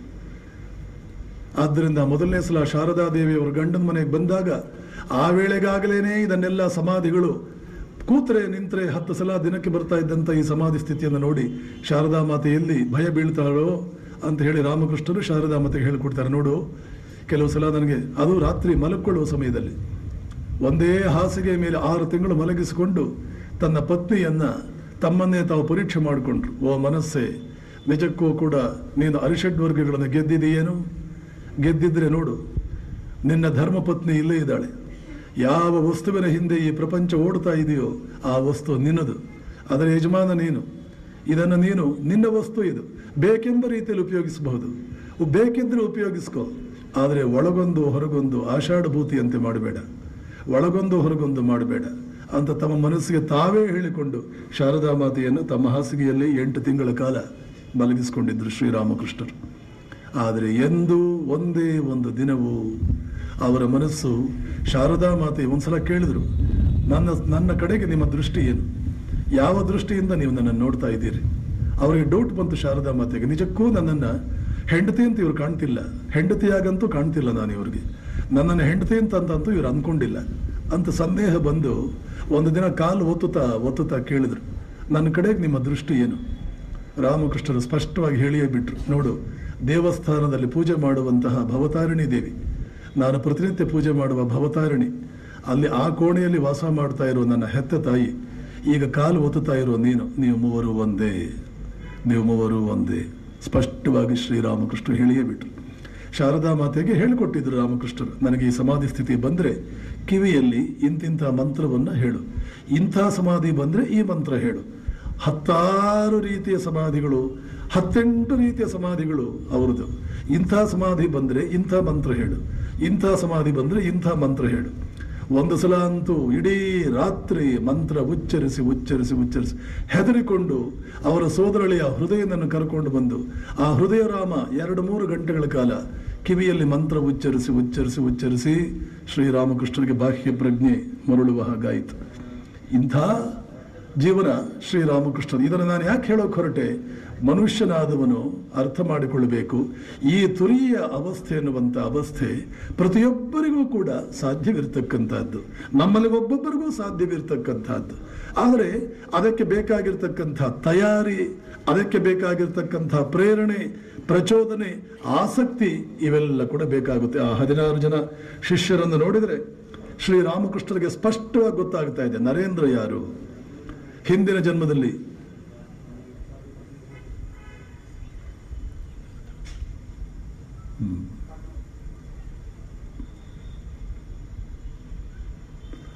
ನರೇಂದ್ರ ಹಿಂದಿನ ಜನ್ಮದಲ್ಲಿ ಏನಾಗಿದ್ದ, ಹಾಗೆಯೇ ಸ್ವಾಮಿ ಬ್ರಹ್ಮಾನಂದರು ಮುಂದೆ ರಾಮಕೃಷ್ಣ ಮಹಾಸಂಘದ ಅಧ್ಯಕ್ಷರಾದವರು, ಅವರು ಏನಾಗಿದ್ರು, ಇವರು ಒಬ್ಬೊಬ್ಬರು ಈ 16 ಜನ ಶಿಷ್ಯರು ಬರುವುದಕ್ಕಿಂತ ಮುಂಚೆ ಜಗನ್ಮಾತೆ ಅವರ ಪೂರ್ವ ವೃತ್ತಾಂತವನ್ನ ಸಿನಿಮಾ ಪರದೆಯ ಮೇಲೆ ಕಾಣುವ ಹಾಗೆ ರಾಮಕೃಷ್ಣರಿಗೆ ಸ್ಪಷ್ಟವಾಗಿ ತೋರಿಸ್ತಿದ್ಲು. ರಾಮಕೃಷ್ಣರನ್ನ ಆಕೆ ಬೆಳೆಸಿದ ರೀತಿ, ರಾಮಕೃಷ್ಣರನ್ನ ತಾನೇ ಕರ್ಕೊಂಡು ಬಂದು, ರಾಣಿ ರಾಸಮಣಿ ಬಹಳ ದೊಡ್ಡ ಶ್ರೀಮಂತಳು, ಅವಳಿಗೆ ಜಗನ್ಮಾತೆ ಕನಸಲ್ಲಿ ಬಂದು ಹೇಳ್ತಾಳೆ, ನನಗೊಂದು ದೇವಾಲಯ ಕಟ್ಟಿಸು. ಹಾಗೆ ಪ್ರಾರಂಭವಾಗಿದ್ದು ಆ ಭವತಾರಿಣಿ ದೇವಾಲಯ. ಆ ರಾಣಿ ದೇವಸ್ಥಾನವನ್ನು ಕಟ್ಟಿಸಿದ್ಲು. ಇದೆಲ್ಲ ವೃತ್ತಾಂತ ಓದಿದರೆ ಪುಸ್ತಕದಲ್ಲಿದೆ, ಅದ್ಭುತವಾಗಿದೆ. ಆ ದೇವಾಲಯವನ್ನು ಕಟ್ಟಿಸಿದ್ದು ಜಗನ್ಮಾತೆ. ಅಲ್ಲಿ ತಾನು ನೆಲ ನಿಂತಿದ್ದು, ಅಲ್ಲಿ ಅವಳು ಎಷ್ಟೋ ದಿನ ದೇವಿಯ ವಿಗ್ರಹವನ್ನು ಪೆಟ್ಟಿಗೆಯಲ್ಲಿ ಇಟ್ಟುಬಿಟ್ಟು ಸರಿಯಾದ ಯೋಗ್ಯವಾದಂಥ ತಿಥಿಗೆ ಕಾಯ್ತಾ ಇದ್ದಾಳೆ ರಾಣಿ. ರಾಣಿಗೆ ಮತ್ತೊಮ್ಮೆ ಕನಸಲ್ಲಿ ಬಂದು ದೇವಿ ಹೇಳ್ತಾಳೆ, ಎಷ್ಟು ದಿನ ಅಂತ ಆ ಪೆಟ್ಟಿಗೆಯಲ್ಲಿ ಇಡ್ತೀಯ, ನನ್ನನ್ನು ಬೇಗನೆ ಪ್ರತಿಷ್ಠಾಪನೆ ಮಾಡು. ಎಷ್ಟು ದಿನ ಆ ಪೆಟ್ಟಿಗೆಯಲ್ಲಿ ಇಡ್ತೀಯ, ಬೇಗನೆ ಪ್ರತಿಷ್ಠಾಪನೆ ಮಾಡಬೇಕು ಅಂತ ಹೇಳಿ ಪೆಟ್ಟಿಗೆಯಲ್ಲಿ ಅದನ್ನು ತೆಗೆದು ನೋಡಿದ್ರೆ ಆಶ್ಚರ್ಯವಾಗುತ್ತೆ. ವಿಗ್ರಹ ಬೆವತಿರುತ್ತೆ, ರಾಣಿ ದೇವಿಯ ವಿಗ್ರಹ ಬೆವತಿರುತ್ತೆ. ಇದೆಲ್ಲ ಘಟನಾವಳಿಗಳು ನಡೆದು ಹೋಯಿತು. ಇದ್ಯಾವುದೋ ಪರಮಾತ್ಮನ ಲೀಲೆಗೆ ಒಂದು ವೇದಿಕೆ ನಿರ್ಮಾಣವಾದಂಥ ಸಂದರ್ಭ. ಅದಕ್ಕೋಸ್ಕರವೇ ವಿವೇಕಾನಂದರಾದಯಾಗಿ ಶ್ರೀರಾಮಕೃಷ್ಣರನ್ನ ಸ್ಥಾಪಕಾಯ ಚ ಧರ್ಮಸ್ಯ ಸರ್ವಧರ್ಮ ಸ್ವರೂಪಿಣೆ ಅವತಾರ ವರಿಷ್ಠಾಯ ರಾಮಕೃಷ್ಣಾಯತೆ ನಮಃ. ಸರ್ವಧರ್ಮ ಸ್ಥಾಪಕಸ್ತ್ವಂ ಸರ್ವಧರ್ಮ ಸ್ವರೂಪಕಃ ಆಚಾರ್ಯಾನಾಂ ಮಹಾಚಾರ್ಯೋ ರಾಮಕೃಷ್ಣಾಯತೆ ನಮಃ. ಹೀಗೆಲ್ಲ ವಿವೇಕಾನಂದರಾದಿಯಾಗಿ ಅವರ ಮೇಲೆ ಸ್ತೋತ್ರಗಳನ್ನು ಕಟ್ಟಬೇಕಾದ್ರೆ ಸುಮ್ಮನೆ ಅಲ್ಲ. ಶ್ರೀರಾಮಕೃಷ್ಣರು ಬ್ರಹ್ಮಾನಂದರು ಮುಂದೆ ರಾಮಕೃಷ್ಣ ಮಹಾಸಂಘದ ಅಧ್ಯಕ್ಷರಾಗ್ತಾರೆ. ಅವರು ಕೂಡ ರಾಮಕೃಷ್ಣ ರೀತಿಯಲ್ಲೇ ಜೀವನ ಮಾಡಿದವರು. ಅವರು ಬರುವುದಕ್ಕಿಂತ ಕೆಲವು ದಿನ ಮುಂಚೆ ಜಗನ್ಮಾತೆ ಒಂದು ಮಗುವನ್ನು ತೋರಿಸಿ ಒಂದು ದರ್ಶನದಲ್ಲಿ ಶ್ರೀರಾಮಕೃಷ್ಣರಿಗೆ ಹೇಳ್ತಾಳೆ, ಇವನು ನಿನ್ನ ಮಗ. ಹಾವು ಹಾರುತ್ತಾರೆ ರಾಮಕೃಷ್ಣರು, ಏನಮ್ಮ ಇಷ್ಟು ದಿನಗಳಾದ ಮೇಲೆ ಮತ್ತೆ ನನ್ನನ್ನು ನಿನ್ನ ಮಾಯೆಗೆ ಎಳಿತಾ ಇದ್ದೀಯ, ನನಗೆಂಥ ಮಗ, ನನಗ್ಯಾಕೊಬ್ಬ ಮಗ, ಇಷ್ಟು ದಿನವಾದ ಮೇಲೆ ಮತ್ತೆ ನಿನ್ನ ಮಾಯೆಯೊಳಗಡೆ ನನ್ನನ್ನು ಎಳಿತಾ ಇದ್ದೀಯೇನು? ಹಾಗಲ್ಲ, ಅವನು ನಿನ್ನ ಮಾನಸ ಪುತ್ರ, ಅವನು ನಿನ್ನ ಮಾನಸ ಪುತ್ರ. ಇನ್ನೊಂದು ದಿನ ಹಾಗೆ ಆ ಮಗುವನ್ನು ತೋರಿಸಿದ್ರಲ್ಲ, ಆ ಮಗುವಿಗೆ ಸಂಬಂಧಪಟ್ಟವನು ಮಾನಸ ಪುತ್ರ ಇನ್ನೂ ಬಂದಿಲ್ಲ. ಇನ್ನೊಂದು ದಿನ ಆ ಮಗುವಿನ ಮುಖವನ್ನೇ ಹೊತ್ತಿದ್ದಂಥ ಅದ್ಭುತವಾದಂಥ ಒಬ್ಬ ವ್ಯಕ್ತಿ ಕೃಷ್ಣನೊಡನೆ ನೃತ್ಯ ಮಾಡಿಕೊಂಡು ಸುಮಾರು ದೂರ ಈ ಕಡೆ ದಕ್ಷಿಣೇಶ್ವರದ ಮುಂದೆ ಹಾದು ಹೋಗಿದ್ದನ್ನ ರಾಮಕೃಷ್ಣರು ಸ್ಪಷ್ಟವಾಗಿ ತಮ್ಮ ಕಣ್ಣುಗಳಲ್ಲಿ ಆ ದರ್ಶನವನ್ನು ಕಾಣ್ತಾರೆ. ಕೃಷ್ಣ ಮತ್ತು ಈ ಹುಡುಗ ಅದ್ಭುತವಾದಂತಹ ನೃತ್ಯ ಮಾಡಿಕೊಂಡು ಇಬ್ಬರು ಲಯಬದ್ಧವಾಗಿ ಒಬ್ಬರಿಗೊಬ್ಬರು ಪ್ರಾಣ ಸ್ನೇಹಿತರಂತೆ ಆ ಕಡೆ ಹೋಗಿದ್ದನ್ನು ನೋಡ್ತಾರೆ. ರಾಮಕೃಷ್ಣರಿಗೆ ಸ್ಪಷ್ಟವಾಗಿ ಅರ್ಥವಾಗುತ್ತೆ, ಮುಂದೆ ನನ್ನನ್ನು ಕಾಣೋದಕ್ಕೆ ಬರ್ತಾ ಇರ್ತಕ್ಕಂಥ ಹುಡುಗ ಹಿಂದಿನ ಜನ್ಮದಲ್ಲಿ ಕೃಷ್ಣನ ಸ್ನೇಹಿತ. ಅವನೇ ರಾಖಾಲ್, ಅವನ ಹೆಸರು ರಾಖಾಲ್. ರಾಖಾಲ್ ಅಂದ್ರೆ ಬೃಂದಾವನದ ಹುಡುಗ ಅಂತಲೇ ಅರ್ಥ. ಮುಂದೆ ಸ್ವಾಮಿ ಬ್ರಹ್ಮಾನಂದರಾದಂಥ ಹುಡುಗ ರಾಖಾಲ್.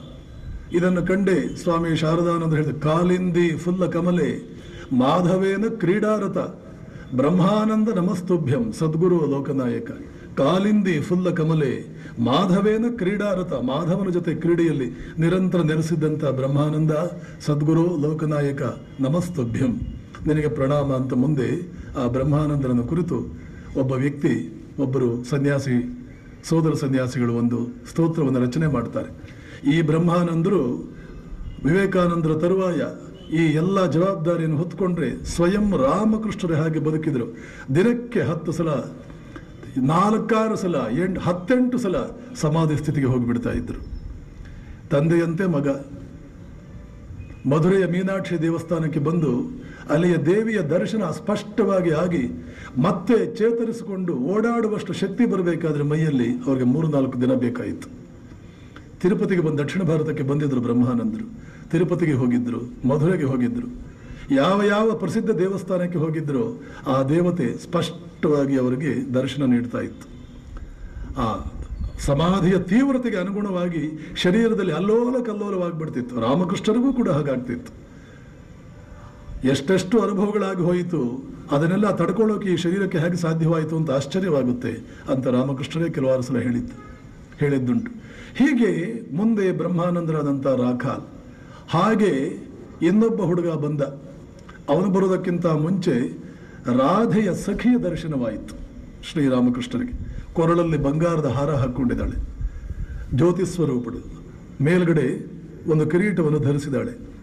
ಸ್ಪಷ್ಟವಾಗಿ ಗೊತ್ತಾಯಿತು ರಾಧೆಯ ದರ್ಶನ ಶ್ರೀರಾಮಕೃಷ್ಣರಿಗಾಗಿತ್ತು. ರಾಧೆಯ ಸುತ್ತ ಹಲವಾರು ಜನ ಸಖಿಯರಿದ್ದಾಗ ಆ ಸಖಿಯರಲ್ಲಿ ಇವಳು ಬಿಳಿದ್ಲು. ರಾಧೆಯ ಸಖಿ ಮುಂದೆ ಬರ್ತಾ ಇರತಕ್ಕಂಥ ಹುಡುಗ ಅಂತ ಗೊತ್ತಾಯಿತು. ಮುಂದೆ ಕೆಲವು ದಿನ ಆದ್ಮೇಲೆ ಬಾಬುರಾಮ್ ಅಂತ ಒಬ್ಬ ಹುಡುಗ ಬಂದ. ಅವನ ಮುಖ ಈ ಸಖಿಯ ಮುಖ ಒಂದೇ ಇದೆ. ಹೀಗೆ ಶ್ರೀರಾಮಕೃಷ್ಣರಿಗೆ ಜಗನ್ಮಾತೆ ಸಹಾಯ ಮಾಡಿದ್ದು ಆ ಲೀಲಾ ಕಾರ್ಯದಲ್ಲಿ. ಅದನ್ನೆಲ್ಲ ವಿವೇಕಾನಂದರಿಗೆ ಸೂಕ್ಷ್ಮವಾಗಿ ಹೇಳಿದ್ದರು ರಾಮಕೃಷ್ಣರು. ನೋಡು, ರಾಖಾಲ ನೋಡೋಕೆ ರಾಜ ಇದ್ದ ಹಾಗಿದ್ದಾನೆ. ಅದನ್ನು ನರೇಂದ್ರ ಅರ್ಥ ಮಾಡಿಕೊಂಡು ಅಧ್ಯಕ್ಷರನ್ನಾಗಿ ಮಾಡಿದರು. ಬಾಬುರಾಮ ರಾಧೆಯ ಅಂಶ, ಮಹಾ ಮೃದುವಾದ ಹೃದಯ. ಆದ್ದರಿಂದ ಆ ಹುಡುಗನಿಗೆ ವಿವೇಕಾನಂದರು ಪ್ರೇಮಾನಂದ ಅಂತಲೇ ಹೆಸರು ಕೊಟ್ಟರು. ಅದೇ ರೀತಿ ಇನ್ನೊಬ್ಬ ಹುಡುಗ ಬಂದ ತಕ್ಷಣ ರಾಮಕೃಷ್ಣರಿಗೆ ಡೌಟ್ ಬಂತು. ಇವನ ಮುಖ ಅರ್ಜುನನ ಮುಖ ಇದ್ದ ಹಾಗಿದೆಯಲ್ಲ, ಇವನ ಕಣ್ಣು ಮುಖ ಅರ್ಜುನನದು ಇದ್ದ ಹಾಗಿದೆಯಲ್ಲ, ಅರ್ಜುನನ ಗುರುತು ಶ್ರೀರಾಮಕೃಷ್ಣರಿಗೆ ಇದೆ. ಆದ್ದರಿಂದ ನಿನ್ನ ಶರ್ಟ್ ತೆಗಿ ಅಂತ ಶರ್ಟ್ ತೆಗೆಸ್ತಾರೆ. ಶರ್ಟ್ ತೆಗೆಸಿ ನೋಡ್ತಾರೆ, ನನ್ನ ಊಹೆ ಸರಿಯಾಗಿದೆ. ಯಾಕೆಂದ್ರೆ ಎಡಗಡೆ ಎದೆ ಮೇಲೆ ಒಂದು ಮಚ್ಚೆ ಇತ್ತು ಆ ಹುಡುಗನಿಗೆ, ಅರ್ಜುನನಿಗೂ ಆ ಮಚ್ಚೆ ಇತ್ತು. ಇವನು ಬಹಳ ದಯಾಮಯ, ಅರ್ಜುನನಿಗೆ ಕಾರಣವಿಲ್ಲದ ದಯೆ, ಆದ್ದರಿಂದಲೇ ಯುದ್ಧ ಮಾಡೋದಿಲ್ಲ ಅಂತ ಹೇಳಿದ್ದು. ಈ ಹುಡುಗನು ಅದೇ ತರ. ಅಷ್ಟು ದಯೆ ಇರಬಾರದು ಸಾಧಕನಿಗೆ. ಸ್ವಲ್ಪ ಮಟ್ಟಿಗೆ ಕೆಲವು ಸಂದರ್ಭಗಳಲ್ಲಿ ಕಠೋರವಾದಂತಹ ಬುದ್ಧಿ ಇರಬೇಕು. ಆ ದಯೆಗೆ ಬಲಿಯಾಗಿ ಅವನ ತಾಯಿ, ನೀನು ವಿವಾಹವಾಗಲಿಲ್ಲ ಅಂದ್ರೆ ನಾನು ನೇಣು ಹಾಕೊಳ್ತೀನಿ ಅಂತ ಹೇಳಿದ್ದಕ್ಕೆ ಒಪ್ಕೊಂಡು ವಿವಾಹ ಆಗ್ಬಿಟ್ಟ. ಆಮೇಲೆ ರಾಮಕೃಷ್ಣ ಹತ್ರ ಬರೋದಕ್ಕೆ ತಿಂಗಳಾನುಗಟ್ಟಲೆ ಒದ್ದಾಡಿದ. ಯಾಕೆ, ಏನು ಸಮಾಚಾರ ಅಂತಂದ್ರೆ, ನೀನು ವಿವಾಹವಾಗಲಿಲ್ಲ ಅಂದ್ರೆ ನನ್ನ ತಾಯಿ ನೇಣು ಹಾಕ್ಕೊಳ್ತೀನಿ ಅಂತ ಹೇಳಿದ್ಲು. ಆದರೆ ನನ್ನ ತಾಯಿಗೆ ಹೇಳಿದ್ದೆ, ಯಾವುದೇ ಉದ್ಯೋಗ ಯಾವುದೇ ನಾನು ಹೋಗೋದಲ್ಲ, ಇದೇ ರೀತಿ ಜಪಧ್ಯಾನಗಳಲ್ಲೇ ನಾನು ಸಮಯ ಕಳೆಯೋನು, ಯಾವುದೇ ರೀತಿಯ ನಾನು ಉದ್ಯೋಗಕ್ಕೆ ಹೋಗುವನಲ್ಲ ಅಂತ ನನ್ನ ತಾಯಿಗೆ ಹೇಳಿದ್ದೆ. ಆಯಿತು, ಹಾಗೆ ಮಾಡು. ಸಾಕಷ್ಟು ಶ್ರೀಮಂತರು, ಪಿತ್ರಾರ್ಜಿತ ಆಸ್ತಿ ಈಗಲೂ ಅವ್ರ ಮನೆ ಇದೆ. ಕಲ್ಕತ್ತೆಯಿಂದ ಕಾಮಾರಪುರಕ್ಕೆ ಹೋಗುವಾಗ ಆಂಟುಪುರ ಅಂತ ಬರುತ್ತೆ. ಆ ಆಂಟುಪುರದ 1000 ಎಕರೆ ಜಮೀನ್ದಾರ ಚೌಧರಿ ಮನಂತನ ಯೋಗೇಂದ್ರನಾಥ್ ಚೌಧರಿ. ಹೇಗಿದ್ರು ನಡೆದು ಹೋಗ್ತಿತ್ತು, ಜಪಧ್ಯಾನಗಳಲ್ಲಿ ಜೀವನ ಮಾಡಿದ್ರು ನಡೆದು ಹೋಗ್ತಿತ್ತು. ಆದರೆ ಮದುವೆ ಆದ್ಮೇಲೆ ತಾಯಿ ಹೇಳಿದ್ಲು, ಏನಾದರೂ ಒಂದು ಉದ್ಯೋಗ ಮಾಡಲಿಲ್ಲ ಅಂದ್ರೆ ಹೇಗೋ, ಹುಡುಗನಾಗಿ ಗಂಡಾಗಿ ಹುಟ್ಟಿ ಗಂಡು ಹುಡುಗನಾಗಿ ಉದ್ಯೋಗ ಮಾಡಲಿಲ್ಲ ಅಂದ್ರೆ ಹೇಗೆ. ಆವಾಗ ಯೋಗೇಂದ್ರ ಹೇಳಿದ, ಅಮ್ಮ ನಾನು ಹೇಳಲಿಲ್ವಾ, ನಾನು ಯಾವುದೇ ಉದ್ಯೋಗಕ್ಕೆ ಹೋಗೋದಿಲ್ಲ, ನಿನ್ನ ಬಲವಂತಕ್ಕೆ ಮದುವೆ ಆಗ್ತೀನಿ ಅಂತ ನಾನು ಮದುವೆ ಆಗ್ತೀನಿ ಅಂತ ಹೇಳಿರ್ಲಿಲ್ವಾ. ಆವಾಗ ತಾಯಿ ಕೇಳ್ತಾಳೆ, ಮತ್ತೊಬ್ಬರು ಬಲವಂತಕ್ಕೆ ಯಾರಾದರೂ ಮದುವೆ ಆಗ್ತಾರೇನೋ, ನಿನ್ನ ಒಳಗಡೆನೇ ಆಸೆ ಇತ್ತು, ನಾನು ಹಾಗೆ ಹೇಳಿದ್ದಕ್ಕೆ ನೆವ ಅಂತ ಅಂದ್ಕೊಂಡು ನೀನು ಅದೇ. ಈ ಹುಡುಗನಿಗೆ ಆಕಾಶ ತಲೆ ಮೇಲೆ ಬಿದ್ದಂಗಾಯಿತು. ಏನಿದು, ಮಾತು ಕೃತಿ ಎರಡನ್ನೂ ಒಂದಾಗಿ ಮಾಡಿದವರು ಈ ಜಗತ್ತಿನಲ್ಲಿ ರಾಮಕೃಷ್ಣರೊಬ್ಬರೇನ. ಸ್ಪಷ್ಟವಾಗಿ ಹೇಳಿದ್ದಲ್ಲ ನನ್ನ ತಾಯಿಗೆ, ಒಂದು ಸ್ವಲ್ಪವೂ ನನಗೆ ವಿವಾಹವಾಗುವಂತಹ ಆಸಕ್ತಿಯೇ ಇಲ್ಲ ಅಂತ. ಅವಳು ನೇಣು ಹಾಕ್ಕೊಳ್ತಾಳೆ ಅನ್ನುವಂಥ ಹೆದರಿಕೆಯಿಂದ ನಾನಾದರೆ ಇವಾಗ ಈ ರೀತಿ ಮಾತಾಡ್ತಾಳಲ್ಲ. ಕಣ್ಣೀರು ಹಾಕ್ಕೊಂಡು ಒಂದು ಸಲ ಶ್ರೀರಾಮಕೃಷ್ಣ ಹತ್ರ ಬರ್ತಾರೆ. ರಾಮಕೃಷ್ಣ ಉಪಾಯ ಮಾಡಿ ಕರೆಸ್ಕೊಳ್ತಾರೆ ಅವರನ್ನು. ಆವಾಗಲೇ ರಾಮಕೃಷ್ಣ ಹೇಳಿದರು, ನೋಡು, ಆತ್ಮ ಸಾಕ್ಷಾತ್ಕಾರಕ್ಕೋಸ್ಕರ ತಂದೆ ತಾಯಿಯಂದಿರನ್ನು ಬೇಕಾದರೂ ತ್ಯಾಗ ಮಾಡಬಹುದು ಅಂತ ಶಾಸ್ತ್ರದಲ್ಲಿ ಬರೆದಿಲ್ವೇನೋ. ತ್ಯಾಗ ಮಾಡಬೇಕಾಗಿತ್ತು ನಿನ್ನ ತಂದೆ ತಾಯಿಗಳನ್ನು. ನೀನು ಚಿಂತೆ ಇಲ್ಲ, ನಿನ್ನ ಹೆಂಡತಿಯನ್ನು ಕರ್ಕೊಂಡು ಬಾ, ಅವಳಿಗೆ ಸಂಸಾರದಲ್ಲಿ ನಿನ್ನನ್ನು ಎಳೆಯದಂತೆ ನಾನು ನೋಡ್ಕೊಳ್ತೇನೆ. ಅಷ್ಟೇ ಯಾಕೆ, ಇದರ ಒಂದು ಕೃಪೆ ನಿನಗಿದ್ರೆ ಒಂದು 100 ಮದುವೆ ಮಾಡಿಕೊಂಡ್ರೆ ನಿನಗೆ ಯಾಕೆ ಯೋಚನೆ.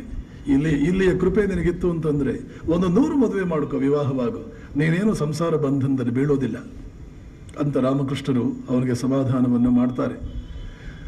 ಅವನ ಆ ದಯೆ ಅವನ ತಾಯಿಯ ಮಾತಿಗೆ ಗಂಟು ಬೀಳುವಂತೆ ಮಾಡಿತು. ಇಷ್ಟು ದಯೆ ಕೆಲವು ಸಂದರ್ಭಗಳಲ್ಲಿ ಕಠೋರನಾಗಬೇಕಾಗುತ್ತೆ. ಅದರಲ್ಲೂ ಸನ್ಯಾಸ ಜೀವನಕ್ಕೆ ಬರುವಂಥವನು ಕೆಲವು ಸಂದರ್ಭಗಳಲ್ಲಿ ಕಠೋರನಾಗಿಯೇ ಇರಬೇಕಾಗುತ್ತೆ. ಬಹಳ ಕಠೋರನಾಗಿಯೂ ಇರಬೇಕಾದ ಸಂದರ್ಭಗಳಿರುತ್ತವೆ. ಅವನಿಗೆ ಆ ಕಠೋರತೆಯನ್ನು ಕಲಿಸುವುದಕ್ಕೆ ರಾಮಕೃಷ್ಣರು ಕೆಲವು ಸಂದರ್ಭಗಳಲ್ಲಿ ಒಂದು ಜಿರಳೆ ಕೊಡೋದು ಅವನ ಕೈಗೆ, ಇದನ್ನು ಕೊಂದು ಬಿಟ್ಟು ಬಾ. ಒಂದು ತಿಗಣೆ ಕೊಡೋದು, ಇದನ್ನು ಕೊಂದು ಬಿಟ್ಟು ಬಾ. ಒಂದು ಸಲ ಒಂದು ತಿಗಣೆ ಕೊಟ್ಟು ಇದನ್ನು ಕೊಂದು ಬಿಟ್ಟು ಬಾ. ಅವನು ಅದನ್ನು ಹೋಗಿ ಸುಮ್ಮನೆ ಬಿಟ್ಟು ಬಂದ. ಮಹಾದಯಾಮಯ. ರಾಮಕೃಷ್ಣರು ಕೇಳಿದ್ರು, ಕೊಂದು ಬಂದಿಯಾ? ಇಲ್ಲ, ಸುಮ್ಮನೆ ಬಿಟ್ಟು ಬಂದೆ. ನಾನೇನು ಹೇಳಿದೆ ನಿನಗೆ? ಅದನ್ನು ಕೊಂದು ಬಿಟ್ಟು ಬಾ ಅಂತ ಹೇಳಲಿಲ್ಲ. ನೋಡು, ನಿನ್ನ ತೀವ್ರವಾದ ದಯೆ, ವಿಪರೀತವಾದ ದಯೆ ಒಂದು ದಿನ ನಿನ್ನನ್ನು ವಿಷಯಗಳ ಕಡೆಗೆ ಎಳೆದ್ರೆ ಏನ್ ಮಾಡ್ತೀಯ? ಹೀಗೆ ಒಬ್ಬೊಬ್ಬರೇ 16 ಜನ ಶಿಷ್ಯರು, ಅದ್ಭುತವಾದಂತಹ ಹಿನ್ನೆಲೆ ಹೊಂದಿದವರು, ಹಿಂದಿನ ಜನ್ಮಗಳಲ್ಲಿ ಮಹಾ ತಪಸ್ವಿಗಳಾಗಿದ್ದಂಥವರು, ಒಬ್ಬರಿಗಿಂತಲೂ ಒಬ್ಬರು 16 ಜನ ಈ ಯುವಕರೆಲ್ಲರೂ ಈಗ ಶ್ರೀರಾಮಕೃಷ್ಣರ ಸುತ್ತ ನೆರೆದಿದ್ದಾರೆ. ತೀವ್ರವಾದ ಸಾಧನೆಗಳಲ್ಲಿ ತೊಡಗಿದ್ದಾರೆ. ಪ್ರತಿನಿತ್ಯವೆಂಬಂತೆ ಬರ್ತಾರೆ. ಆ ಕಡೆ ಅಧ್ಯಯನವೂ ಇದೆ. ಕಾಲೇಜಿಗೆ ಹೋಗುವ ವಿದ್ಯಾರ್ಥಿಗಳು ಯಾವಾಗ ರಾಮಕೃಷ್ಣರಿಗೆ ಕ್ಯಾನ್ಸರ್ ಕಾಯಿಲೆ ಬಂದಿದೆ ಅಂತ ಹೇಳಿ ಅವರನ್ನು ಕಲ್ಕತ್ತೆಯ ಹೊರವಲಯದಲ್ಲಿರ್ತಕ್ಕಂಥ ಕಾಶೀಪುರದ ತೋಟದ ಮನೆಗೆ ಅಲ್ಲಿಂದ ವರ್ಗಾವಣೆ ಮಾಡಲಾಯಿತು. ಆವಾಗ ನರೇಂದ್ರ ಹೇಳ್ತಾನೆ, ಈಗ ನಮ್ಮೆಲ್ಲರ ಒಂದೇ ಕರ್ತವ್ಯ ಗುರುಗಳ ಸೇವೆ ಹಗಲು ರಾತ್ರಿ ಮಾಡಬೇಕಾದ್ದು. ಅದರ ಅವಶ್ಯಕತೆ ಇದೆ. ಎಷ್ಟು ದಿನ ಗುರುಗಳು ಬದುಕ್ತಾರೋ ನಮಗೆ ಗೊತ್ತಿಲ್ಲ. ಏಕೆಂದರೆ ಅವರ ಕಾಯಿಲೆಯ ಲಕ್ಷಣಗಳನ್ನು ನಾನು ಮೆಡಿಕಲ್ ಬುಕ್ಸ್ ಎಲ್ಲ ಓದಿ ನೋಡಿದ್ದೇನೆ. ವೈದ್ಯಕೀಯಕ್ಕೆ ಸಂಬಂಧಪಟ್ಟಂಥ ಬುಕ್ಸನ್ನು ಓದಿ ನೋಡಿ. ನರೇಂದ್ರ BA ಓದಿರೋದು, LLB ವಿದ್ಯಾರ್ಥಿ. ಆದರೆ ರಾಮಕೃಷ್ಣರ ಕಾಯಿಲೆಯ ಲಕ್ಷಣಗಳನ್ನು ಏನು, ಇದು ಯಾವ ಕಾಯಿಲೆ ಅಂತ ತಿಳ್ಕೊಳ್ಳೋದಕ್ಕೆ ಮೆಡಿಕಲ್ ಬುಕ್ಸ್ ಎಲ್ಲ ತಿರುವು ಹಾಕಿದ್ದಾನೆ. ತಿರುವು ಹಾಕಿ ಸ್ಪಷ್ಟವಾಗಿ ಕಂಡುಕೊಂಡಿದ್ದಾನೆ. ಆ ಮೆಡಿಕಲ್ ಬುಕ್ಸ್ ಹೇಳುತ್ತೆ ಇದು ಕ್ಯಾನ್ಸರ್. ಡಾಕ್ಟರ್ಗಿಂತಲೂ ಮೊದಲು ತಿಳ್ಕೊಂಡವನು ಇದು ಕ್ಯಾನ್ಸರ್ ಅಂತ ನರೇಂದ್ರ. ಇದು ಅವನ ತೀಕ್ಷ್ಣತೆ, ಅವನ ಚುರುಕುತನ, ಅವನ ಬುದ್ಧಿ ತೀವ್ರತೆ. ಬುದ್ಧಿ ತೀಕ್ಷ್ಣತೆಗೆ 100 ನಮಗೆ ಉದಾಹರಣೆಗಳು ಬರುತ್ತೆ. ಅದರಲ್ಲಿ ಇದು ಒಂದು. ನರೇಂದ್ರ ಹೇಳ್ತಾನೆ, ನಾನು ಸ್ಪಷ್ಟವಾಗಿ ತಿಳ್ಕೊಂಡಿದ್ದೇನೆ, ನಮ್ಮ ಪಾಲಿನ ಮಹಾಭಾಗ್ಯ ಇನ್ನು ಬಹಳ ದಿನ ನಮ್ಮ ಜೊತೆ ಉಳಿಯೋದಿಲ್ಲ. ಈಗಿರುವ ಅವಕಾಶವನ್ನು ನಾವೇನಾದರೂ ಕಳ್ಕೊಂಡ್ರೆ ನಮ್ಮಂಥ ನತದೃಷ್ಟರು ಈ ಪ್ರಪಂಚದಲ್ಲಿ ಯಾರೂ ಇಲ್ಲ. ಈಗ ನಾವು ಸಂಪೂರ್ಣವಾಗಿ ಗುರುವಿನಿಂದ ಎಲ್ಲ ರೀತಿಯ ಕೃಪೆಯನ್ನು ಕೂಡ ಪಡ್ಕೊಳ್ಬೇಕು. ಆದ್ದರಿಂದ ನಾವೆಲ್ಲರೂ ಇಲ್ಲೇ ಇರೋಣ. ಮನೆಗೆ ಹೋಗೋದು ಇದ್ದೇ ಇದೆ. ಇಲ್ಲೇ ಇದ್ದು ಗುರುವಿನ ಸೇವೆ ಮಾಡುತ್ತಾ ಗುರು ಕೃಪೆಯನ್ನು ಪಡ್ಕೊಳ್ಳೋಣ ಅಂತ ಹೇಳಿ ಎಲ್ಲ ಬೇರೆ 15 ಜನ ಯುವಕರನ್ನು ಕೂಡ ಸರಿಯಾದ ರೀತಿಯಲ್ಲಿ ಪ್ರಚೋದಿಸಿ ಸ್ಫೂರ್ತಿಗೊಳಿಸಿ ಅವರೆಲ್ಲರೂ ಶ್ರೀರಾಮಕೃಷ್ಣರ ಸೇವೆಗಾಗಿಯೇ ಇಲ್ಲಿ ಉಳಿಯುವಂತೆ ಆಗಿದೆ. ಸೇವೆಯ ಅವಕಾಶ ಬಂದಾಗ ಸೇವೆ ಮಾಡುವುದು, ಬೇರೆ ಸಂದರ್ಭದಲ್ಲೆಲ್ಲ ರಾತ್ರಿಯಾದರೆ ಒಂದು ಧ್ವನಿಯನ್ನು ಹೊತ್ತಿಸಿಕೊಂಡು ಅದರ ಮುಂದೆ ಧ್ಯಾನ ಮಾಡೋದು. ಉತ್ತರ ಭಾರತದಲ್ಲಿ ಸಾಧುಗಳಿಗೆ ಇದೊಂದು ಅಭ್ಯಾಸ.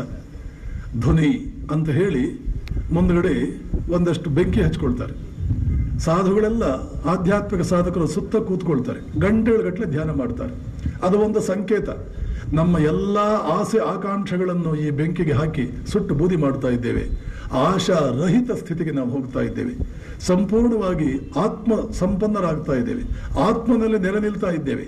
ಈ ಆಸೆಗಳೆಲ್ಲ ಸಂಬಂಧಪಟ್ಟಿದ್ದು ಮನಸ್ಸು, ಬುದ್ಧಿ, ಚಿತ್ತ, ಅಹಂಕಾರಕ್ಕೆ. ಅದನ್ನೇ ನಾವಿಲ್ಲಿ ಸುಟ್ಟು ಬೂದಿ ಮಾಡ್ತಾ ಇದ್ದೇವೆ. ನಾವು ಆತ್ಮಸ್ಥಿತಿಯಲ್ಲಿ ನಮ್ಮನ್ನು ನೆಲೆಗೊಳಿಸ್ಕೊಳ್ತಾ ಇದ್ದೇವೆ ಅಂತ ಭಾವಿಸೋದು. ಮುಂದ್ಗಡೆ ಬೆಂಕಿ ಉರಿತಾ ಇದ್ರೆ ಹೀಗೆ ಎಲ್ಲರೂ ಕೂಡ ಪ್ರತಿನಿತ್ಯವೆಂಬಂತೆ ಇವತ್ತೇ ಆತ್ಮ ಸಾಕ್ಷಾತ್ಕಾರ ಆಗಿಬಿಡಬೇಕು, ಇವತ್ತೇ ಆತ್ಮ ಸಾಕ್ಷಾತ್ಕಾರ ಆಗಿಬಿಡಬೇಕು, ನಿರ್ವಿಕಲ್ಪ ಸಮಾಧಿಯನ್ನು ಇವತ್ತೇ ಹೊಂದಿಬಿಡಬೇಕು ಅನ್ನುವ ಹುಚ್ಚು ಹಿಡಿದಿದೆಯೇನೋ ಎನ್ನುವ ರೀತಿಯಲ್ಲಿ ಎಲ್ಲ ಯುವಕರು ಸಾಧನೆಗಳಲ್ಲಿ ತೊಡಗಿದ್ದಾರೆ. ಅವರ ಧ್ಯಾನಗಳೆಲ್ಲ ಯಾವ ರೀತಿ ಇರ್ತಿತ್ತು ಅನ್ನೋದಕ್ಕೆ ಒಂದು ಉದಾಹರಣೆ ಕೊಡ್ತೇನೆ. ಒಂದು ಸಲ ಗಿರೀಶ್ ಚಂದ್ರ ಘೋಷ್ ಅನ್ನುವಂಥ ರಾಮಕೃಷ್ಣರ ಗುರುಹಿ ಭಕ್ತ ಮತ್ತು ನರೇಂದ್ರಾದಿ ಯುವಕರು ಕುಳಿತು ಧ್ವನಿಯ ಮುಂದೆ ಧ್ಯಾನ ಮಾಡ್ತಾ ಇದ್ದಾರೆ. ಅದು ಚಳಿಗಾಲ. ಆದ್ದರಿಂದ ಬೇಸಿಗೆ ಕಾಲವೋ ಚಳಿಗಾಲವೋ ಯಾವುದೋ ಒಟ್ಟಿನಲ್ಲಿ ಅಲ್ಲಿ ಗಿರೀಶನಿಗೆ ಧ್ಯಾನ ಮಾಡೋದಕ್ಕೆ ಆಗ್ತಾ ಇಲ್ಲ. ಕಾರಣ ವಿಪರೀತ ಸೊಳ್ಳೆಗಳು. ಒಂದು ಸೊಳ್ಳೆ ಧ್ಯಾನಕ್ಕೆ ಎಲ್ಲವೂ ಚೆನ್ನಾಗಿದ್ರೇನೆ ಧ್ಯಾನ ಮಾಡೋದು ಕಷ್ಟ. ಏಕೆಂದರೆ ಒಳಗಡೆ ಸೊಳ್ಳೆಗಳಿದೆಯಲ್ಲ ಒಂದಷ್ಟು. ಹೊರಗಿನ ಸೊಳ್ಳೆಗಳಿಲ್ಲ ಅಂದರೆ ಹೋಗಲಿ, ಒಳಗಡೆ ಸೊಳ್ಳೆಗಳಿವೆ, ಒಳಗಡೆ ಹುಲಿಗಳಿವೆ, ಚಿರತೆಗಳಿವೆ, ಇನ್ನೂ ಏನೇನೋ ಇದೆ. ಧ್ಯಾನವನ್ನು ತೊಂದರೆಗೆ ಒಳಪಡಿಸೋದಕ್ಕೆ ಏನೇನು ಬೇಕೋ ಎಲ್ಲವೂ ಒಳಗಡೆ ರಾಶಿ ರಾಶಿ ಇದೆ. ಸಾಲದ್ದಕ್ಕೆ ಹೊರಗಡೆ ಸೊಳ್ಳೆ. ಈ ಗಿರೀಶ ನೋಡ್ದ, 3-4 ಸಲ ನೋಡ್ದ, ಏನು ಮಾಡುವುದು ಈ ಸೊಳ್ಳೆ, ಏನು ಮಾಡುವುದು ಈ ಸೊಳ್ಳೆಗಳು. ಪಕ್ಕದಲ್ಲಿ ನೋಡ್ತಾನೆ, ಎದುರುಗಡೆ ನರೇಂದ್ರ ಕುಳಿತಿದ್ದಾನೆ, ಬೇರೆಯವರು ಆ ಕಡೆಯಲ್ಲ ಕುಳಿತಿದ್ದಾರೆ.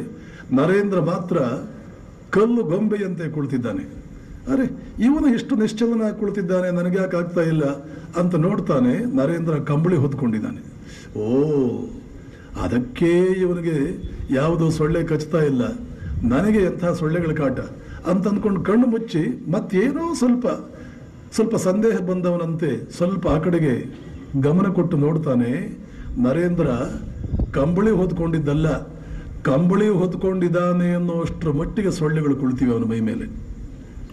ಕಂಬಳಿ ಹೊದ್ಕೊಂಡಿದ್ದಾನೆ ಅಂತ ಅನಿಸ್ಬೇಕು, ಅಷ್ಟು ಸೊಳ್ಳೆಗಳು ಶರೀರವನ್ನು ಆಕ್ರಮಿಸಿವೆ. ಕಲ್ಲು ಗೊಂಬೆಯಂತೆ ಕುಳಿತಿದ್ದಾನೆ. ಯಾವುದೇ ಯುವಕ 18ರಿಂದ 30 ವರ್ಷ ವಯಸ್ಸಿನ ನಡುವಿನ ಯುವಕ ನಿಜಕ್ಕೂ ತೀವ್ರವಾದ ಹಂಬಲವನ್ನು ಪಡ್ಕೊಂಡ, ಧ್ಯಾನದಲ್ಲಿ ಸಿದ್ಧಿಯನ್ನು ಪಡ್ಕೊಳ್ಬೇಕು ಅಂದರೆ ಅವನಿಗೆ ಅದು ಬಹಳ ಸುಲಭವಾಗುತ್ತೆ ಅಂತ ಶ್ರೀರಾಮಕೃಷ್ಣರು ಹೇಳ್ತಿದ್ರು. ಇವರೆಲ್ಲರೂ 18, 19, 20, ಈಗ 21, 22 ಆಸ್ಪಾಸಿನ ಹುಡುಗರು.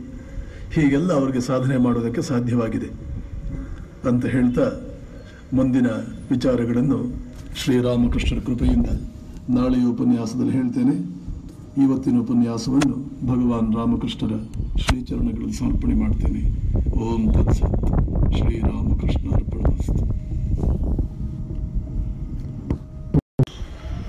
ನಮಃ ಶ್ರೀ ಯತಿರಾಜಾಯ ವಿವೇಕಾನಂದ ಸೂರಯೇ ಸಚ್ಚಿತ್ ಸುಖ ಸ್ವರೂಪಾಯ ಸ್ವಾಮಿನೇ ತಾಪಹಾರಿಣೇ